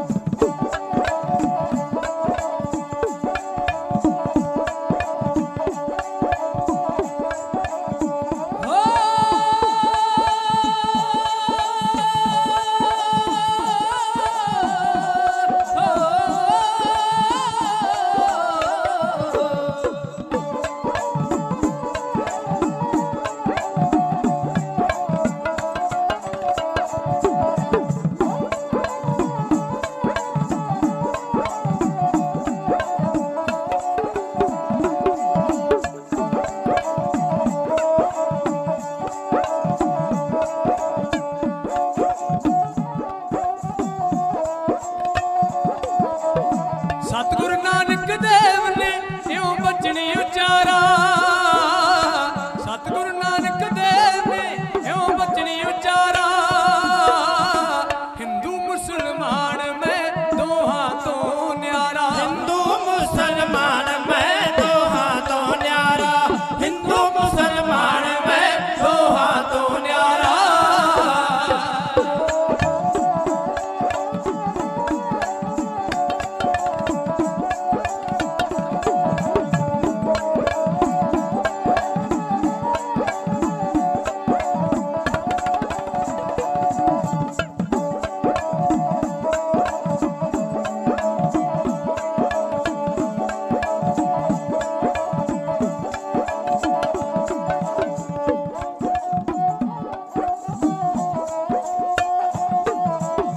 हिंदू मुसलमान में दोहां तो न्यारा, हिंदू मुसलमान में दोहां तो न्यारा। ना एक निगदा दूसरा ना दो प्यारा, नायक निकदा दूसरा ना दो प्यारा, नायक निकदा दूसरा ना दो प्यारा।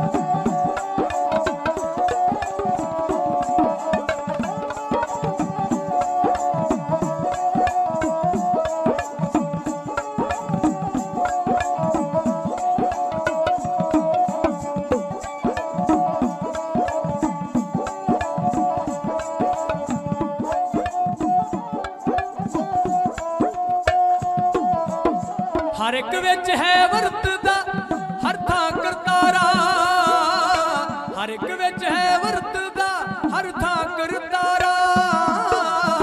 ਨਾਇਕ ਨਿਗਦਾ ਨਿਰਗੁਣ ਸਿਰਗੁਣ ਆਪ ਹੀ ਸਭ ਉਹਦਾ ਪਸਾਰਾ। ਨਿਰਗੁਣ ਸਰਗੁਣ ਆਪ ਹੀ ਸਭ ਉਹਦਾ ਪਸਾਰਾ, ਨਿਰਗੁਣ ਸਰਗੁਣ ਆਪ ਹੀ ਸਭ ਉਹਦਾ ਪਸਾਰਾ।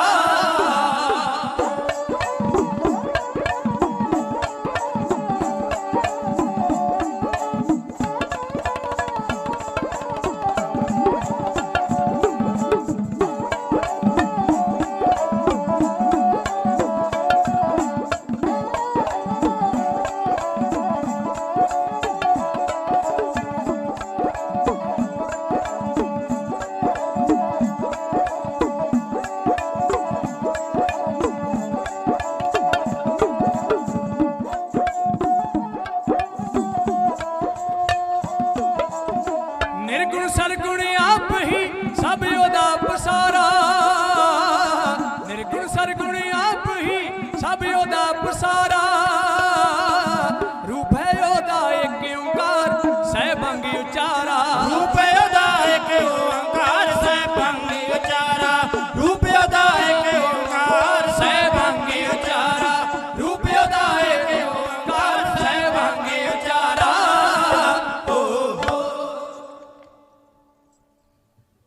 ਗੁਰੂ ਨਾਨਕ ਪਾਤਸ਼ਾਹ ਦੀ ਰਸਨਾ ਤੋਂ ਇੱਕ ਸ਼ਬਦ ਨਿਕਲਿਆ, ਨਾ ਹਮ ਹਿੰਦੂ ਨਾ ਮੁਸਲਮਾਨ।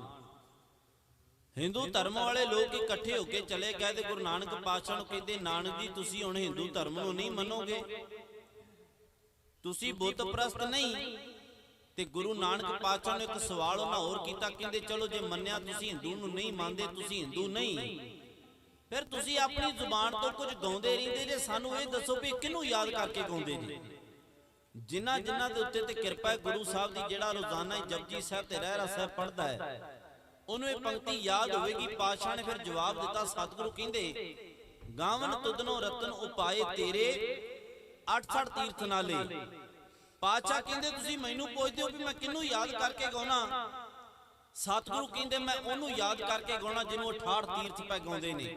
68 ਤੀਰਥ ओंकार अयोध्या अवंतिका अरावती छतरधर सरस्वती सरयू सिंध छिपरा छोन श्री चैल श्री रंग हरिद्वार कपाल मोचन कप लुदक कांची कांची कलंजर कुवेरी कुरुखेतर केदारनाथ गोवा गोकर्ण गोमती गोदावरी गोवर्धन गंगा सागर गंडका करकरा चरणवती चित्रकूट चंद्रपांगा ज्वालामुखी जगन्नाथ ताप्ती ताम्रपाणी तुंग भद्रा द्वारका दिशासम में दृष्टवती धारा नर्मदा नैमिष नाग तीर्थ पृथु दक्ष पुष्कर प्रयाग भादरेश्वर भीमेश्वर प्रेग तुंग महाकाल महाबुद्ध मथुरा मायापुरी मानसरोवर मंदाकिनी विद सत्ता विंध्या व्यास मिलवेश्वर वेत्रवती वैष्णवी यमुना रवेश्वर बद्रीनाथ।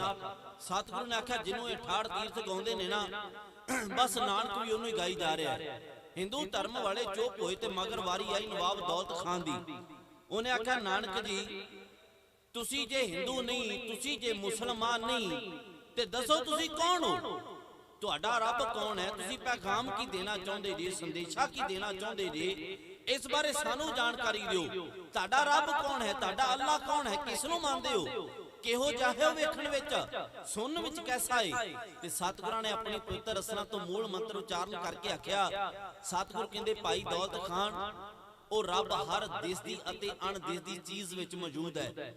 ਉਹ ਰੱਬ ਹਰ ਇੱਕ देश दी अते अण देश दी चीज विच मौजूद है। जे उहदे बारे जानना चाहना ते सुन। सतगुरु कहंदे एक ओंकार। जेड़े जेड़े गुरु ग्रंथ साहिब दी गुरबाणी पढ़दे ना, ਉਹ ਚੰਗੀ ਤਰ੍ਹਾਂ ਜਾਣਦੇ ਵੀ ਜਦੋਂ ਗੁਰੂ ਗ੍ਰੰਥ ਸਾਹਿਬ ਦੀ ਗੁਰਬਾਣੀ ਆਰੰਭਤਾ ਹੁੰਦੀ ਹੈ ਨਾ, ਉਥੇ ਪਾਤਸ਼ਾਹ ਨੇ ਸੰਖਿਆਵਾਚਕ ਇੱਕ ਪਾਇਆ, ਗਣਿਤ ਦਾ ਇੱਕ, ਗਣਿਤ ਵਾਲਾ ਇੱਕ। ਇਹਦਾ ਕਾਰਨ ਹੈ, ਬਹੁਤ ਵੱਡਾ ਕਾਰਨ ਹੈ, ਸਮਝ ਲੈਣਾ।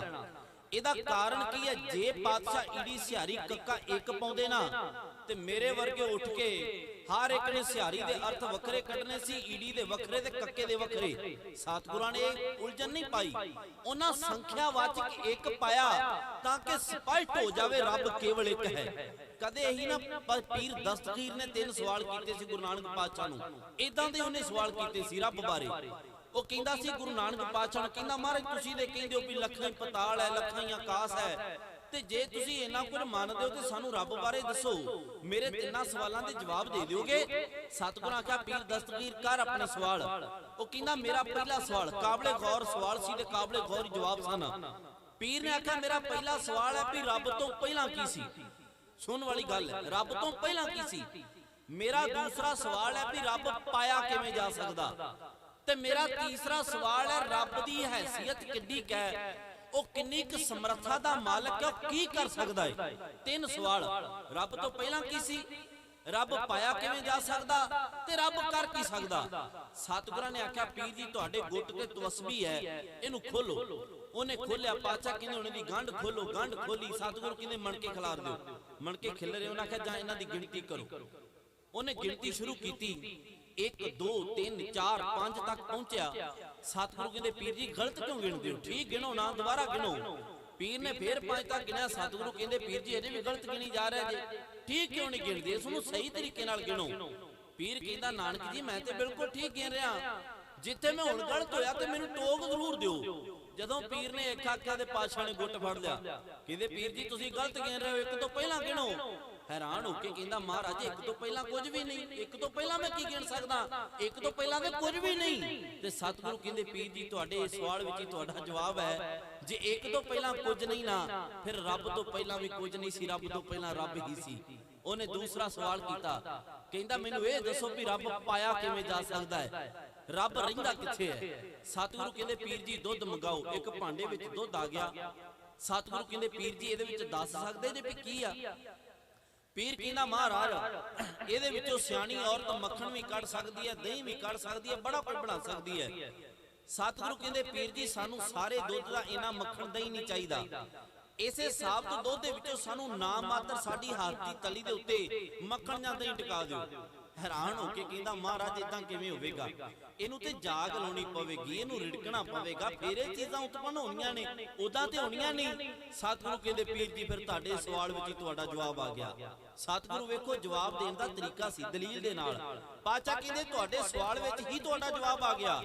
जे तुसीं कहंदे हो दुध नूं जाग लाए तो बिना रिड़के तो बिना कुछ नहीं प्राप्त हो सकदा, ते जिवें तुसीं पुछिआ सी, मैं तुहानूं पुछिआ सी भी दुध दे विच कुछ है, तुसीं आखिआ ਇਹਦੇ ਵਿੱਚ ਹੀ ਦਹੀਂ ਹੈ, ਇਹਦੇ ਵਿੱਚ ਹੀ ਮੱਖਣ ਹੈ, ਇਹਦੇ ਵਿੱਚ ਹੀ ਘਿਓ ਹੈ। ਬਸ ਪੀਰ ਜੀ ਫਿਰ ਰੱਬ ਵੀ ਆ ਸਰੀਰ ਦੇ ਦੁੱਧ ਵਿੱਚ ਬੈਠਾ ਹੈ। ਤੁਸੀਂ ਕਹਿੰਦੇ ਸੀ ਇਹ ਪਾਇਆ ਕਿਵੇਂ ਜਾ ਸਕਦਾ? ਪੀਰ ਜੀ ਜਿਵੇਂ ਜਾਗ ਤੋਂ ਬਿਨਾ ਕੁਝ ਨਹੀਂ ਪ੍ਰਾਪਤ ਹੁੰਦਾ ਨਾ, ਇਸੇ ਤਰ੍ਹਾਂ ਬਾਹਰੋਂ ਪਹਿਲਾਂ ਵਾਹਿਗੁਰੂ ਦੇ ਨਾਮ ਦੀ ਜਾਗ ਲਾਉਣੀ ਪੈਂਦੀ ਹੈ, ਫਿਰ ਮਨ ਨੂੰ ਰਿੜਕਣਾ ਪੈਂਦਾ ਹੈ। ਜਦੋਂ ਮਨ ਨੂੰ ਰਿੜਕ ਲਓਗੇ ਸਮਝ ਲਓ ਕਿ ਰੱਬ ਪ੍ਰਾਪਤ ਹੋ ਗਿਆ। पीर ने आख्या मेरा तीसरा सवाल, रब की कर सकता है, किन्नी पावर किन्नी समर्था दा मालिक है। सतगुरु कहंदे पीर जी गल बनी नहीं, तुसी मैनू सवाल कर रहे हो, मैं तुहानू जवाब दे रहा।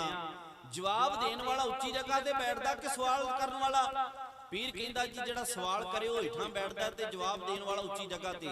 सतगुरु कहंदे फिर तुसी उच्ची जगह ते बैठे हो, मैनू थल्ले बिठाया है, एक काम करो मेरी जगह ते आ जाओ ते तुहाडी जगह ते जाके मैं जवाब देना। पीर उठिया आ गया। सतगुरु गए ते जाके नेत्र मूंद ले, अखां बंद कर लियां। पीर ने आख्या नानक जी मेरे सवाल दा जवाब नहीं दिता तुसीं। सतगुरु कहंदे पीर जी अजे समझिया नहीं? कहंदा नहीं जी मैं नहीं समझिया, रब की कर सकदा है मैनू ये दसो। सतगुरु कहंदे पीर जी रब ਇਹੋ ਕੁਝ ਕਰ ਸਕਦਾ ਹੈ, ਅੱਖ ਝਮਕਣ ਤੋਂ ਪਹਿਲਾਂ ਤੇਰੇ ਵਰਗੇ ਨੂੰ ਤਖਤ ਤੋਂ ਲਾ ਕੇ ਧਰਤੀ ਤੇ ਲੈ ਆਉਂਦਾ ਹੈ ਤੇ ਮੇਰੇ ਵਰਗੇ ਨੂੰ ਧਰਤੀ ਤੋਂ ਤਖਤ ਤੇ ਲੈ ਜਾਂਦਾ ਹੈ। ਭਿਖਾਰੀ ਤੇ ਰਾਜ ਕਰਾਵੇ, ਰਾਜਾ ਤੇ ਭਿਖਾਰੀ ਨਜ਼ਰੋਂ ਪੱਠੀ ਜੇ ਕਰੇ ਸੁਲਤਾਨਾ ਕਾਉ ਕਰਾਇੰਦਾ। ਗੁਰੂ ਨਾਨਕ ਪਾਤਸ਼ਾਹ ਕਹਿੰਦੇ ਪੀਰ ਜੀ ਜੇ ਤੁਹਾਡੇ ਸਵਾਲਾਂ ਦੀ ਪੁਸ਼ਟੀ ਹੋ ਗਈ ਤੇ ਦੱਸ ਦਿਓ। ਇਹੋ ਹੀ ਸਵਾਲ ਕੀਤੇ ਕਦੇ ਨਵਾਬ ਦੌਲਤ ਖਾਨ ਨੇ, ਕਹਿੰਦਾ ਦੱਸੋ ਤੁਹਾਡਾ ਰੱਬ ਕਿਹਦਾ ਹੈ? ਸਤਿਗੁਰੂ ਕਹਿੰਦੇ ਇੱਕ ਓੰਕਾਰ, वो रब केवल एक है, सत नाम, ओदा नाम सदा वास्ते सत है, करता पुरख सब कुछ करने वाला परमात्मा है। निरभौ बंदे नूं बंदे दा डर हो सकदा, रब नूं किसे दा डर नहीं।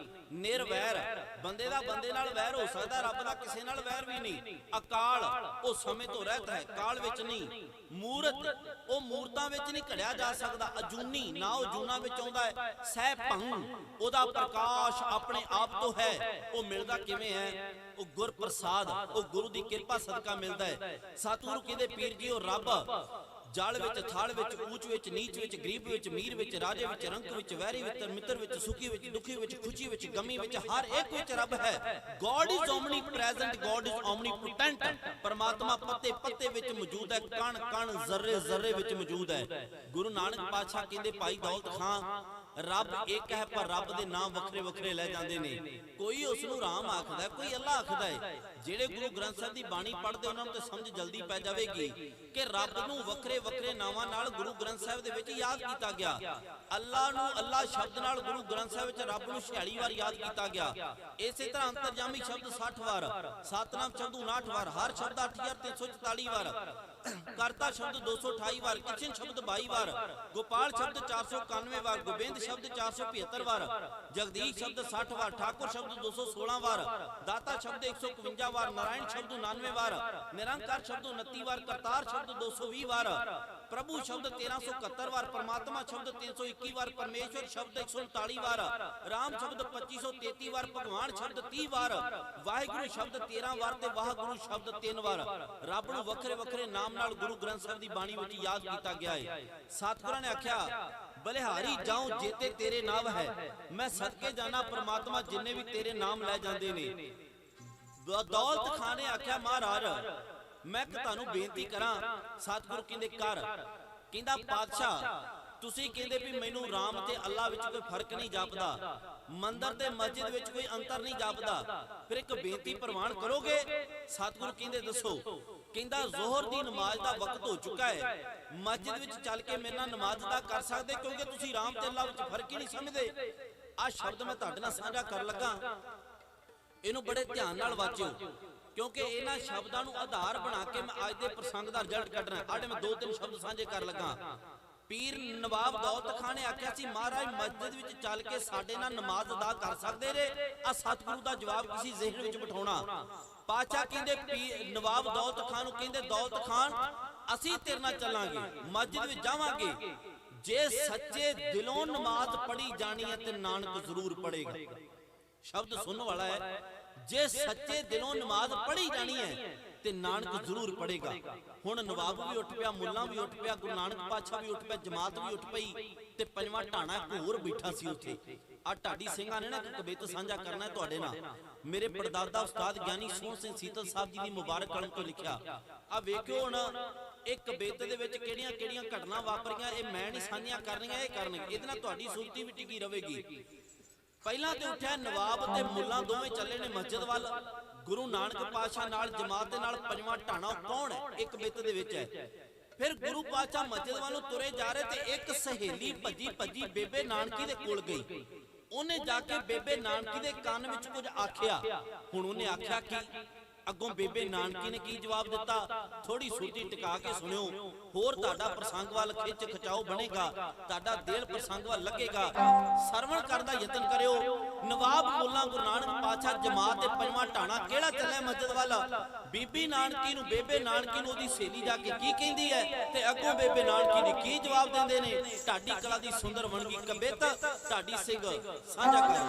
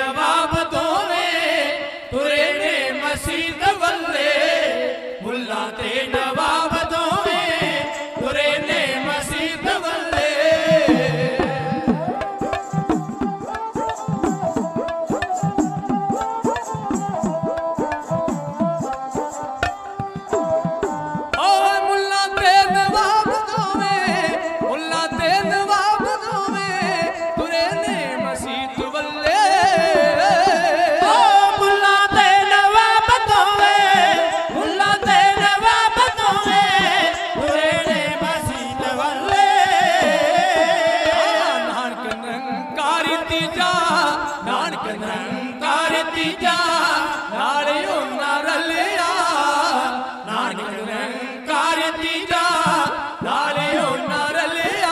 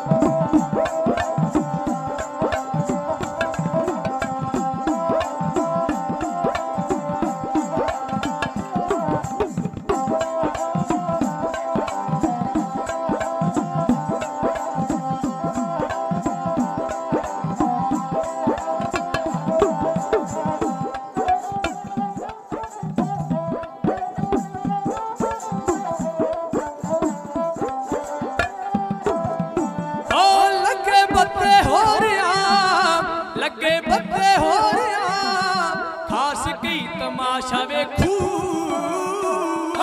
लगे बत्ते हो रहा लगे बत्ते हो रहा खास की तमाशा वेखू हिंदुआं ते मोमना ने हिंदुआं ते मोमना ने पिछा आन मल्लिया हिंदुआं ते मोमना ने पिछा आन मल्लिया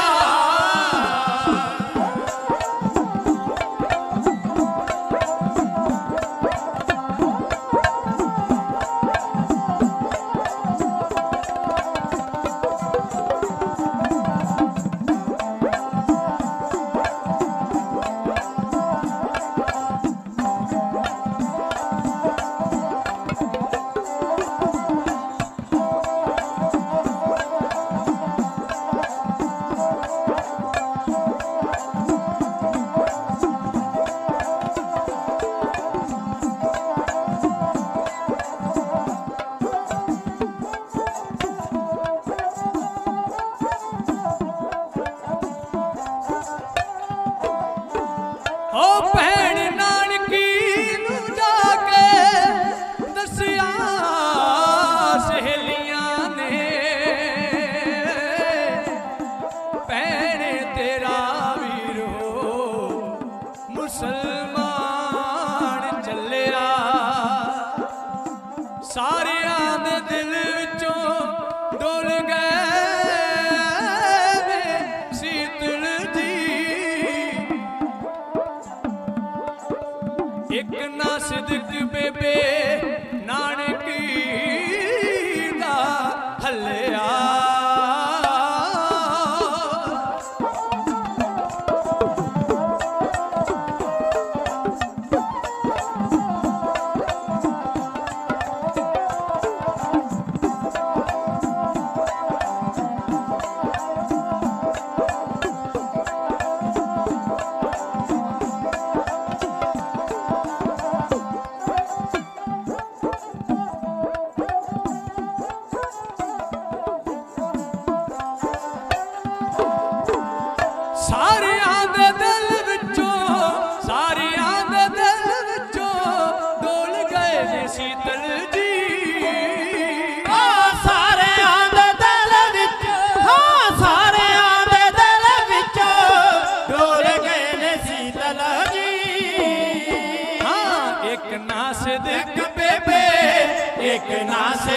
ਬੇਬੇ ਨਾਨਕੀ ਦਾ ਹੱਲਿਆ ਇੱਕ ਨਾ ਸਿਦਕ ਬੇਬੇ ਨਾਨਕੀ ਦਾ ਹੱਲਿਆ ਇੱਕ ਨਾ ਸਿਦਕ ਬੇਬੇ ਨਾਨਕੀ ਦਾ ਹੱਲਿਆ ਹੋ ਮੁੱਲਾ ਤੇ ਨਵਾਬ ਉੱਠ ਤੁਰੇ ਨੇ ਮਸੀਤ ਵੱਲੇ ਨਾਨਕ ਨਿਰੰਕਾਰੀ ਤੀਜਾ ਨਾਲ ਉਹਨਾਂ ਰਲਿਆ। ਆ ਮੈਂ ਬੇਨਤੀ ਕੀਤੀ ਸੀ ਨਾ, ਗੁਰੂ ਨਾਨਕ ਪਾਤਸ਼ਾਹ ਵੀ ਚੱਲੇ ਨੇ, ਮੁੱਲਾ ਵੀ ਚੱਲਿਆ, ਨਵਾਬ ਵੀ ਚੱਲਿਆ ਤੇ ਨਾਲ ਜਮਾਤ ਵੀ ਚੱਲੀ ਹੈ। ਹੁਣ ਇਹ ਚੌਥਾ ਤੇ ਪੰਜਵਾਂ ਢਾਣਾ ਕਿਹੜਾ ਸੀ? ਲੱਗੇ ਬੱਧੇ ਹੋਰ ਆਮ ਖਾਸ ਕਈ ਤਮਾਸ਼ਾ ਵੇਖੂ। ਇਹ ਤਮਾਸ਼ਾ ਵੇਖਣ ਵਾਲੇ ਅੱਜ ਹੀ ਨਹੀਂ ਹੈਗੇ, ਉਦੋਂ ਵੀ ਸੀ। ਅੱਜ ਵੀ ਜਦੋਂ ਕੋਈ ਗੁਰੂ ਘਰ ਤੇ ਗੱਲ ਹੁੰਦੀ ਹੈ ਨਾ, ਤੇ ਜਿਹੜੇ ਸੋਸ਼ਲ ਮੀਡੀਆ ਤੇ ਬੈਠੇ ਨੇ ਉਹਨਾਂ ਦਾ ਕੰਮ ਹੀ ਇਹੋ ਵੀ ਗੁਰਦੁਆਰੇ ਟਿੱਪਣੀਆਂ ਕਰਨੀਆਂ, ਗੁਰੂ ਘਰ ਦੇ ਪ੍ਰਬੰਧਕਾਂ ਤੇ ਟਿੱਪਣੀਆਂ ਕਰਨੀਆਂ, ਗੁਰੂ ਘਰ ਦੇ ਗ੍ਰੰਥੀ ਸਿੰਘਾਂ ਤੇ ਟਿੱਪਣੀਆਂ ਕਰਨੀਆਂ। ਉਹ ਤਮਾਸ਼ਾ ਵੇਖਣ ਵਾਲਾ ਢਾਣਾ ਅੱਜ ਵੀ ਹੈ, ਬਹੁਤਿਆਂ ਥਾਵਾਂ ਤੇ ਮਿਲ ਜਾਂਦਾ ਹੈ। ਇਹ ਪੰਜਵਾਂ ਢਾਣਾ ਵੀ ਚੱਲਿਆ, ਲੱਗੇ ਬੱਧੇ ਹੋਰ ਆਮ ਖਾਸ ਕੀ ਤਮਾਸ਼ਾ ਵੇਖੂ। ਹਿੰਦੂਆਂ ਤੇ ਮੋਮਨਾਂ ਨੇ ਪਿੱਛਾ ਆਣ ਮੱਲਿਆ। ਬੇਬੇ ਨਾਨਕੀ ਨੂੰ ਜਾਏ ਆਖਿਆ ਸਹੇਲੀਆਂ ਨੇ। ਕਿਸੇ ਭੈਣ ਨੇ ਜਾ ਕੇ ਬੇਬੇ ਨਾਨਕੀ ਦੇ ਕੰਨ ਵਿੱਚ ਆਖਿਆ, ਪਤਾ ਕੀ ਭੈਣੇ ਤੇਰਾ ਵੀਰ ਹੋ ਮੁਸਲਮਾਨ ਚੱਲਿਆ। ਨਾਨਕੀ ਤੂੰ ਤੇ ਕਹਿੰਦੀ ਸਾਂ ਮੇਰਾ ਵੀਰ ਰੱਬ ਹੈ, ਮੇਰਾ ਵੀਰ ਅਕਾਲ ਪੁਰਖ ਦਾ ਰੂਪ ਹੈ, ਤੇਰਾ ਵੀਰ ਰੱਬ ਕੀ ਨਹੀਂ ਸਾਣਾ ਤੂੰ ਆਪਣੇ ਵੀਰ ਨੂੰ। ਅੱਜ ਵੇਖ ਤੇਰਾ ਵੀਰ ਤੇਰਾ ਰੱਬ ਇੱਕੇ ਫਿਰਕੇ ਦਾ ਹੀ ਹੋ ਚੱਲਿਆ। ਮਸਜਿਦ ਵਿੱਚ ਚਲਾ ਗਿਆ, ਨਮਾਜ਼ ਪੜ੍ਹੀ ਜਾਵੇਗੀ, ਉਹ ਮੁਸਲਮਾਨ ਹੋ ਜਾਵੇਗਾ। ਤੇ ਸੀਤਲ ਸਾਹਿਬ ਜੀ ਕਹਿੰਦੇ ਸਾਰਿਆਂ ਦੇ ਦਿਲ ਵਿੱਚੋਂ ਡੋਲ ਗਏ ਨੇ। ਸੀਤਲ ਜੀ ਸਾਰੇ ਡੋਲੇ ਬੈਠੇ ਸਨ ਕਿ ਅੱਜ ਗੁਰੂ ਨਾਨਕ ਪਾਤਸ਼ਾਹ ਮੁਸਲਮਾਨ ਹੋ ਜਾਣਗੇ। ਜੇ ਨਹੀਂ ਡੋਲਿਆ ਤੇ ਕੌਣ ਨਹੀਂ ਡੋਲਿਆ? ਉਹ ਸੀ ਸਤਿਕਾਰਯੋਗ ਬੇਬੇ ਨਾਨਕੀ। ਸਾਰਿਆਂ ਦੇ ਦਿਲ ਵਿੱਚੋਂ ਡੋਲ ਗਏ ਨੇ ਸੀਤਲ ਜੀ। ਇੱਕ ਨਾ ਸਿਦਕ ਬੇਬੇ ਨਾਨਕੀ ਦਾ ਹੱਲਿਆ। ਭਰੋਸਾ ਹੋਵੇ ਰੱਬ ਤੇ, ਤੇ ਬੇਬੇ ਨਾਨਕੀ ਵਰਗਾ ਹੋਵੇ। ਸਾਡੇ ਵਰਗਾ ਨਹੀਂ, ਮੇਰੇ ਵਰਗਾ ਬਹੁਤਾ ਠੇਕੇ ਮਾਰਦਾ ਗੁਰੂ ਨਾਲ। ਠੇਕੇ ਪਤਾ ਕੈਸੇ ਮਾਰਦਾ?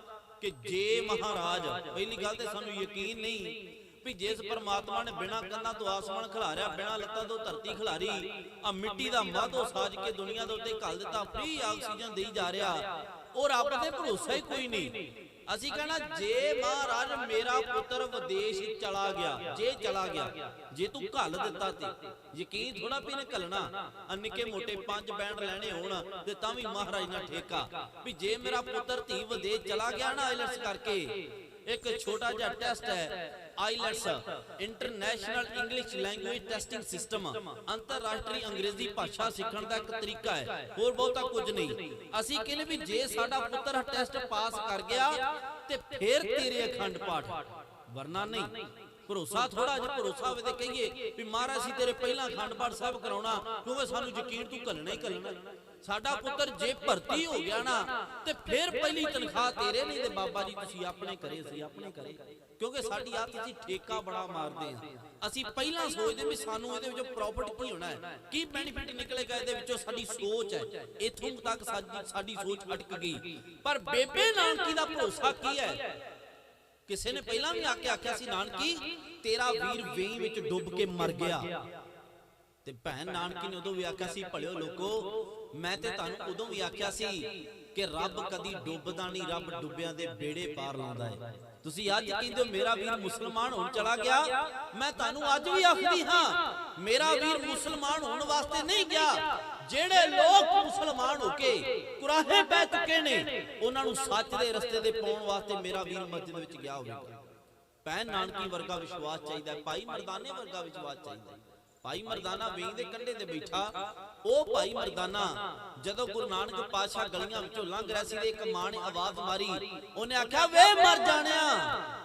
ਪਾਤਸ਼ਾਹ ਦੇ ਸਰਮਣਾ ਵਿੱਚ ਆਵਾਜ਼ ਪਈ ਤੇ ਸਤਿਗੁਰੂ ਪਹੁੰਚ ਗਏ।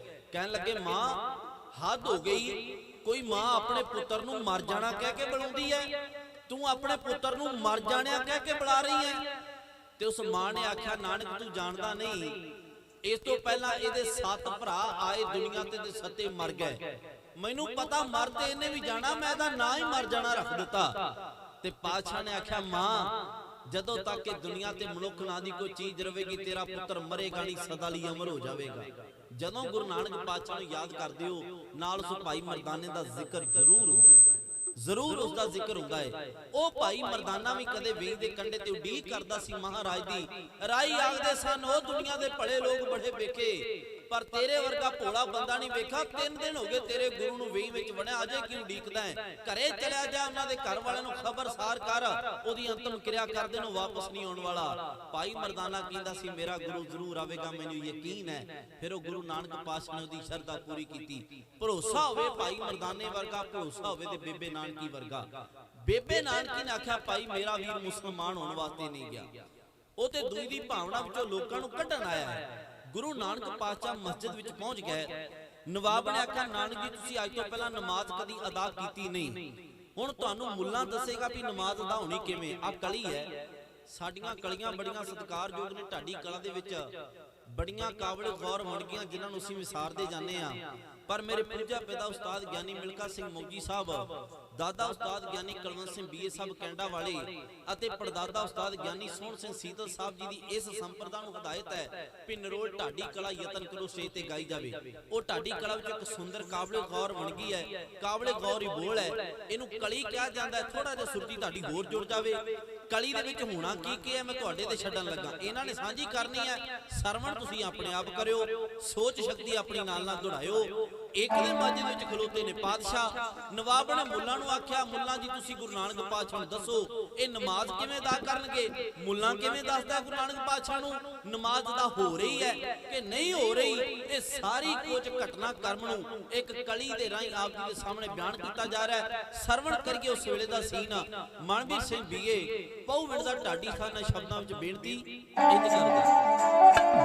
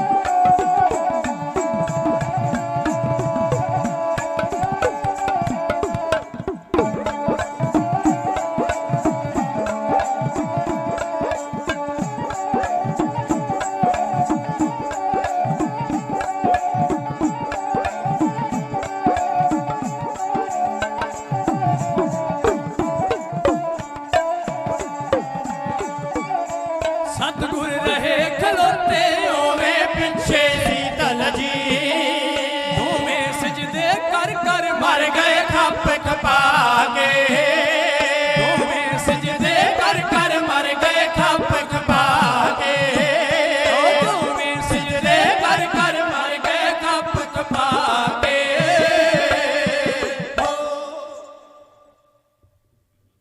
ਗੁਰੂ ਨਾਨਕ ਪਾਤਸ਼ਾਹ ਮਸਜਿਦ ਵਿੱਚ ਖਲੋਤੇ ਹੋਏ ਨੇ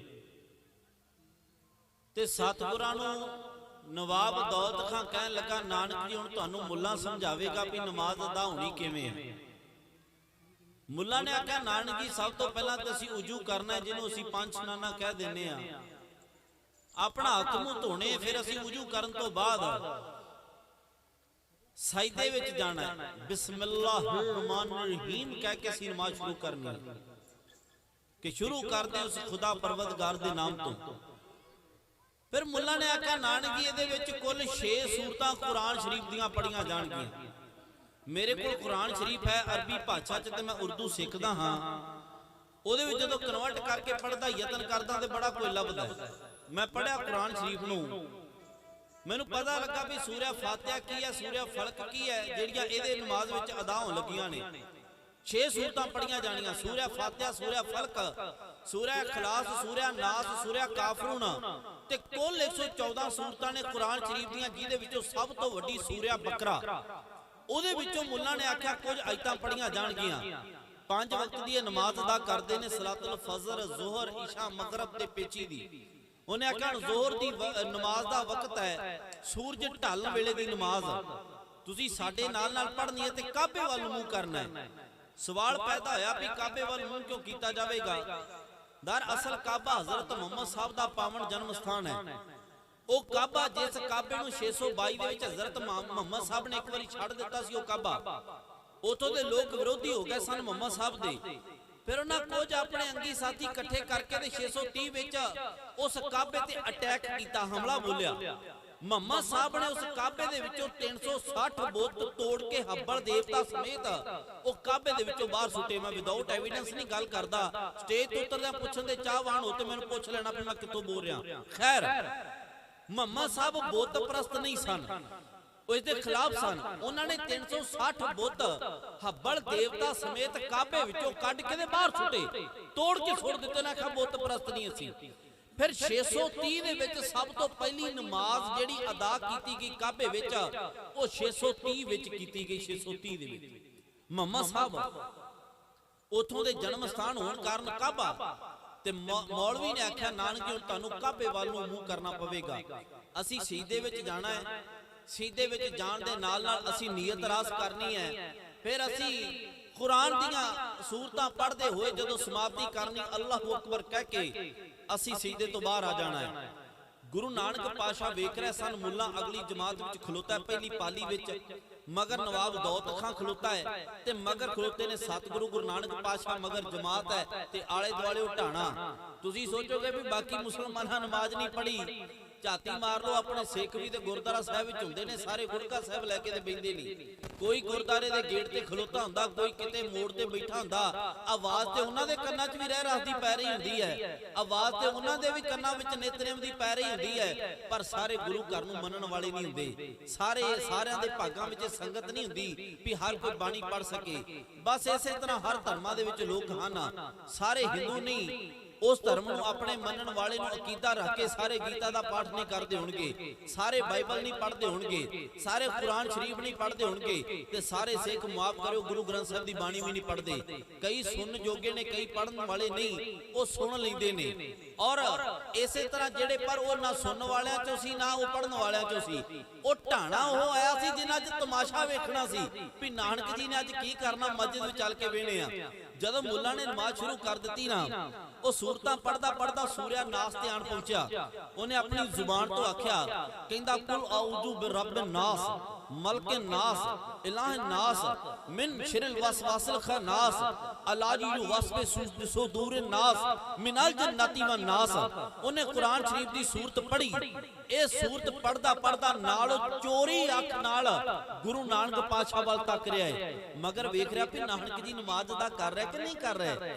ਗੁਰੂ ਨਾਨਕ ਪਾਤਸ਼ਾਹ ਖਲੋਤੇ ਖਲੋਤੇ ਮੁਸਕਰਾ ਪਏ। ਨਵਾਬ ਨੇ ਨਮਾਜ਼ ਸਮਾਪਤ ਕੀਤੀ, ਮੌਲਵੀ ਨੇ ਕੀਤੀ, ਜਮਾਤ ਨੇ ਕੀਤੀ ਤੇ ਤਿੰਨੇ ਉੱਠ ਕੇ ਆ ਗਏ। ਮੌਲਵੀ ਨੇ ਆਖਿਆ ਨਾਨਕ ਜੀ ਤੁਸੀਂ ਧਾਰਮਿਕ ਮਸਜਿਦ ਵਿੱਚ ਖਲੋ ਕੇ ਸਾਡੀ ਤੋਹੀਨ ਕੀਤੀ ਹੈ, ਤੁਸੀਂ ਸਾਡਾ ਮਜ਼ਾਕ ਉਡਾਇਆ ਹੈ, ਤੁਸੀਂ ਤੇ ਵਾਅਦਾ ਕੀਤਾ ਸੀ ਮੈਂ ਨਮਾਜ਼ ਅਦਾ ਕਰਾਂਗਾ, ਕਿਉਂ ਨਹੀਂ ਕੀਤੀ, ਕਾਰਨ? ਤੇ ਸਤਿਗੁਰੂ ਕਹਿੰਦੇ ਮੌਲਵੀ ਜੀ ਮੈਂ ਕਿਹਦੇ ਨਾਲ ਕਰਦਾ? ਕਹਿੰਦਾ ਮੈਂ ਤੇ ਪੜ ਰਿਹਾ ਸਾਂ। ਪਾਤਸ਼ਾਹ ਕਹਿੰਦੇ ਜ਼ੁਬਾਨ ਤੋਂ ਪੜੀ ਜਾ ਰਿਹਾ ਸਾਂ ਨਾ, ਤੋਤਾ ਰਟਣ ਲੱਗਾ ਹੋਇਆ ਸੀ, ਕੰਠ ਸੀ ਬੋਲੀ ਗਿਆ, ਦਿਲੋਂ ਥੋੜਾ ਪੜੀ ਜਾ ਰਹੀ ਸੀ। ਤੇਰਾ ਦਿਲ ਤੇ ਘਰ ਵਿੱਚ ਸੂਈ ਹੋਈ ਘੋੜੀ ਦੀ ਵਿਸ਼ੇਰੀ ਵੇ ਸੀ, ਕਿਤੇ ਉਹ ਖੂਹ ਵਿੱਚ ਨਾ ਡਿੱਗ ਪਵੇ। ਨਵਾਬ ਬੋਲਿਆ, ਕਹਿੰਦਾ ਨਾਨਕ ਜੀ ਜੇ ਇਹਦਾ ਮਨ ਡੋਲ ਗਿਆ, ਮੌਲਵੀ ਨਹੀਂ ਪੜ ਸਕਿਆ ਤੇ ਮੇਰੇ ਨਾਲ ਪੜ ਲੈਂਦੇ। ਤੇ ਸਤਿਗੁਰੂ ਕਹਿੰਦੇ ਨਵਾਬ ਸਾਹਿਬ ਤੁਸੀਂ ਘੱਟ ਸੀ, ਤੁਸੀਂ ਦੇ 4 ਕਦਮ ਇਹਦੇ ਨਾਲੋਂ ਵੀ ਟੱਪੇ ਪਏ ਸੀ, ਇਹ ਤੇ ਜੇ ਘਰੇ ਗਿਆ ਸੀ ਤੁਸੀਂ ਕਾਬਲ ਕੰਧਾਰ ਘੋੜੇ ਖਰੀਦੇ ਫਿਰਦੇ ਸੀ। ਗੁਸਤਾਖੀ ਮਾਫ, ਗੁਟਕਾ ਸਾਡੇ ਵੀ ਹੱਥ ਵਿੱਚ ਹੁੰਦਾ ਤੇ ਕਈ ਵਾਰ ਅਸੀਂ ਵੀ ਘੋੜੇ ਖਰੀਦਦੇ ਹੁੰਨੇ ਆ, ਸਾਡਾ ਮਨ ਵੀ ਕਿਤੇ ਨਾ ਕਿਤੇ ਹੋਰ ਹੀ ਉਡਾਰੀਆਂ ਮਾਰ ਰਿਹਾ ਹੁੰਦਾ। ਪਾਤਸ਼ਾਹ ਕਬੀਰ ਸਾਹਿਬ ਕਹਿੰਦੇ ਨੇ, ਉਹ ਕਹਿੰਦੇ ਜਿਹੜਾ ਮਨ ਹੈ ਨਾ ਇੱਕ ਪੰਖੀ ਵਾਂਗ ਹੈ, ਪੰਛੀ ਵਰਗਾ ਹੈ, ਇਹ ਕਦੀ ਕਿਸੇ ਟਾਹਣੀ ਤੇ ਜਾ ਬੈਠਦਾ ਹੈ, ਕਦੀ ਕਿਸੇ ਟਾਹਣੀ ਤੇ ਜਾ ਬੈਠਦਾ, ਤਾਂ ਥਾਂ ਟਿਕਾਣਾ ਕੋਈ ਨਹੀਂ। ਸਤਿਗੁਰੂ ਦੀ ਗੁਰੂ ਗ੍ਰੰਥ ਸਾਹਿਬ ਦੀ ਗੁਰਬਾਣੀ ਇੱਕ ਓੰਕਾਰ ਤੋਂ ਲੈ ਕੇ 18 10 20 ਤੱਕ ਬਸ ਮਨ ਦੇ ਉੱਤੇ ਕੇਂਦਰਿਤ ਹੈ। ਪਾਤਸ਼ਾਹ ਨੇ ਜਪਜੀ ਦੇ ਵਿੱਚ 4 ਪੌੜੀਆਂ ਮਨ ਤੇ ਲਿਖੀਆਂ ਨੇ। ਸਤਿਗੁਰੂ ਕਹਿੰਦੇ ਮਨ ਜੀਤੇ ਜਗ ਜੀਤ, ਜਿਨੇ ਮਨ ਜਿੱਤ ਲਿਆ ਨਾ ਉਹਨੇ ਜਗ ਜਿੱਤ ਲਿਆ। ਔਖਾ ਬੜਾ ਹੈ ਮਨ, ਇਦਾਂ ਨਹੀਂ ਜਿੱਤਿਆ ਜਾਂਦਾ, ਬੜਾ ਔਖਾ ਹੈ ਮਨ ਜਿੱਤਣਾ। ਅਸੀਂ ਕਹਿੰਦੇ ਨਾ ਮਨ ਇਕਾਗਰ ਕਰਕੇ ਬਾਣੀ ਪੜੋ, ਮਨ ਇਕਾਗਰ ਤਾਂ ਹੋਵੇਗਾ ਜੇ ਬਾਣੀ ਪੜਾਂਗੇ ਤੇ। ਅਸੀਂ ਕਹਿੰਦੇ ਨੀਅਤ ਰਾਸ ਕਰਕੇ ਗੁਰੂ ਘਰ ਆਓ, ਗੁਰੂ ਘਰ ਆਵਾਂਗੇ ਤੇ ਨੀਅਤ ਰਾਸ ਹੋ ਜਾਵੇਗੀ। ਫਰਕ ਇੱਥੇ ਕਿ ਅਸੀਂ ਤਰਕ ਵੱਲ ਜ਼ਿਆਦਾ ਹੋ ਗਏ ਤੇ ਸ਼ਰਧਾ ਨਾਲੋਂ ਟੁੱਟ ਗਏ।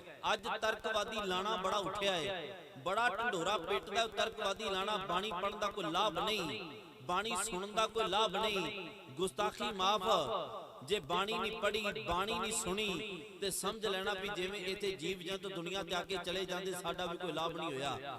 ਅਸੀਂ ਜਨਮ ਸਵਾਰ ਕੇ ਨਹੀਂ ਗਏ, ਜਨਮ ਆਪਣਾ ਵਿਅਰਥ ਗਵਾ ਕੇ ਚਲੇ ਗਏ।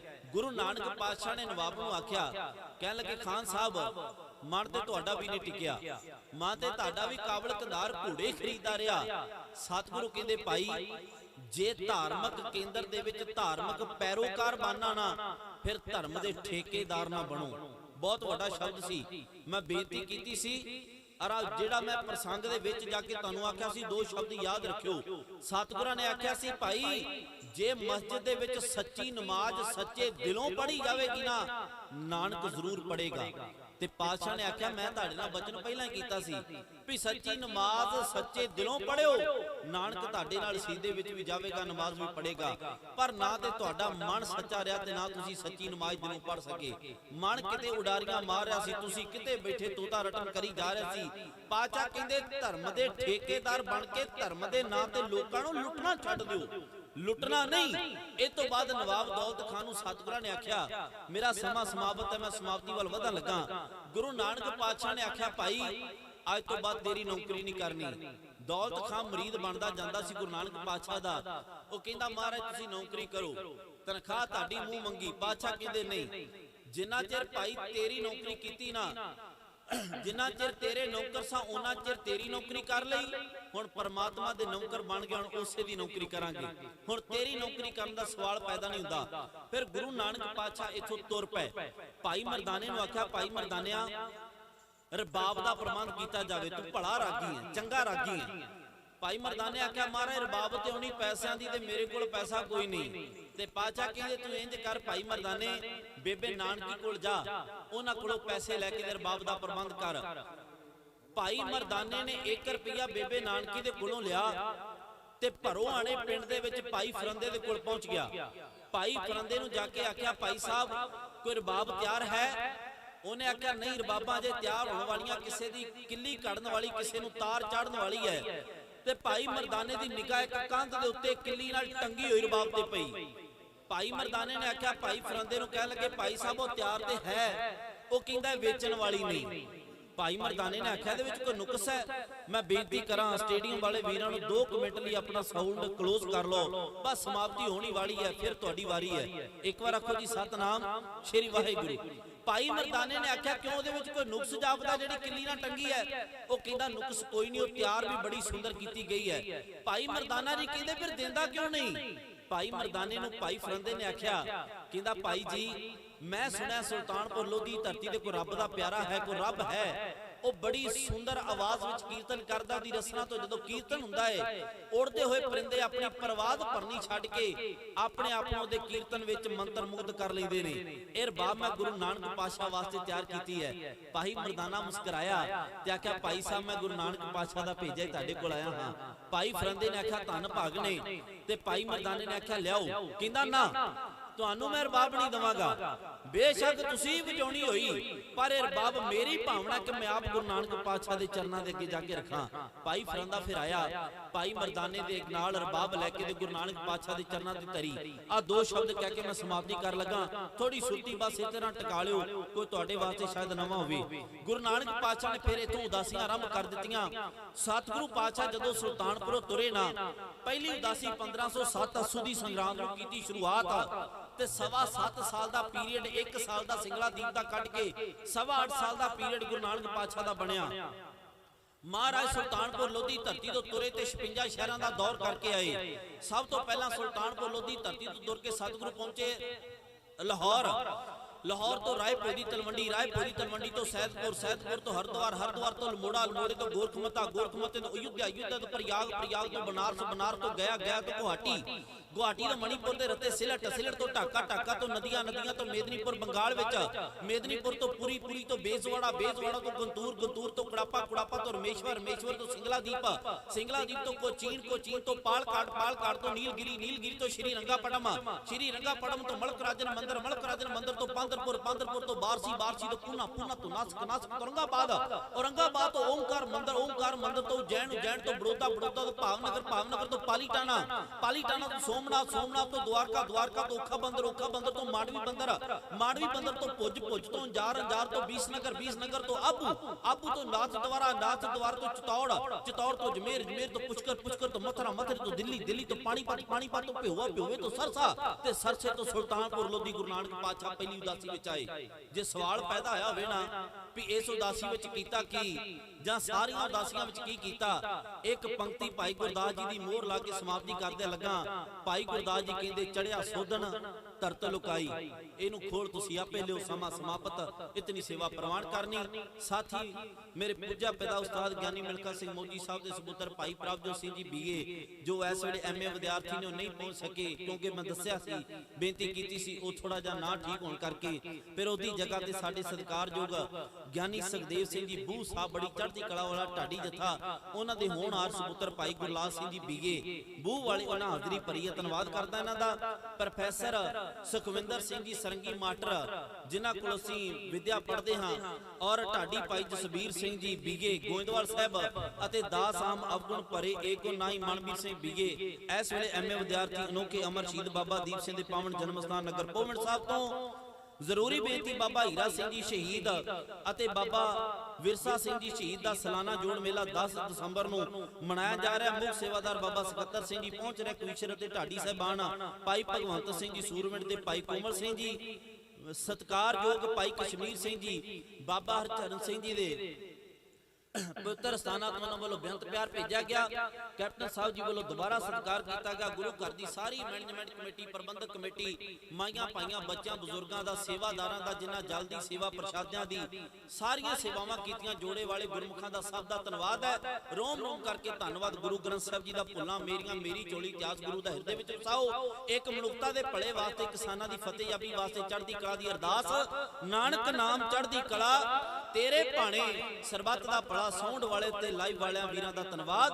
ਭਾਈ ਮਲਕੀਤ ਸਿੰਘ ਜੀ ਦਾ ਤਹਿ ਦਿਲੋਂ ਧੰਨਵਾਦ। ਗੁਰੂ ਗ੍ਰੰਥ ਸਾਹਿਬ ਪਾਤਸ਼ਾਹ ਜੀ ਦਾ ਰੋਮ ਰੋਮ ਕਰਕੇ ਧੰਨਵਾਦ। ਵਾਹਿਗੁਰੂ ਜੀ ਕਾ ਖਾਲਸਾ, ਵਾਹਿਗੁਰੂ ਜੀ ਕੀ ਫਤਿਹ।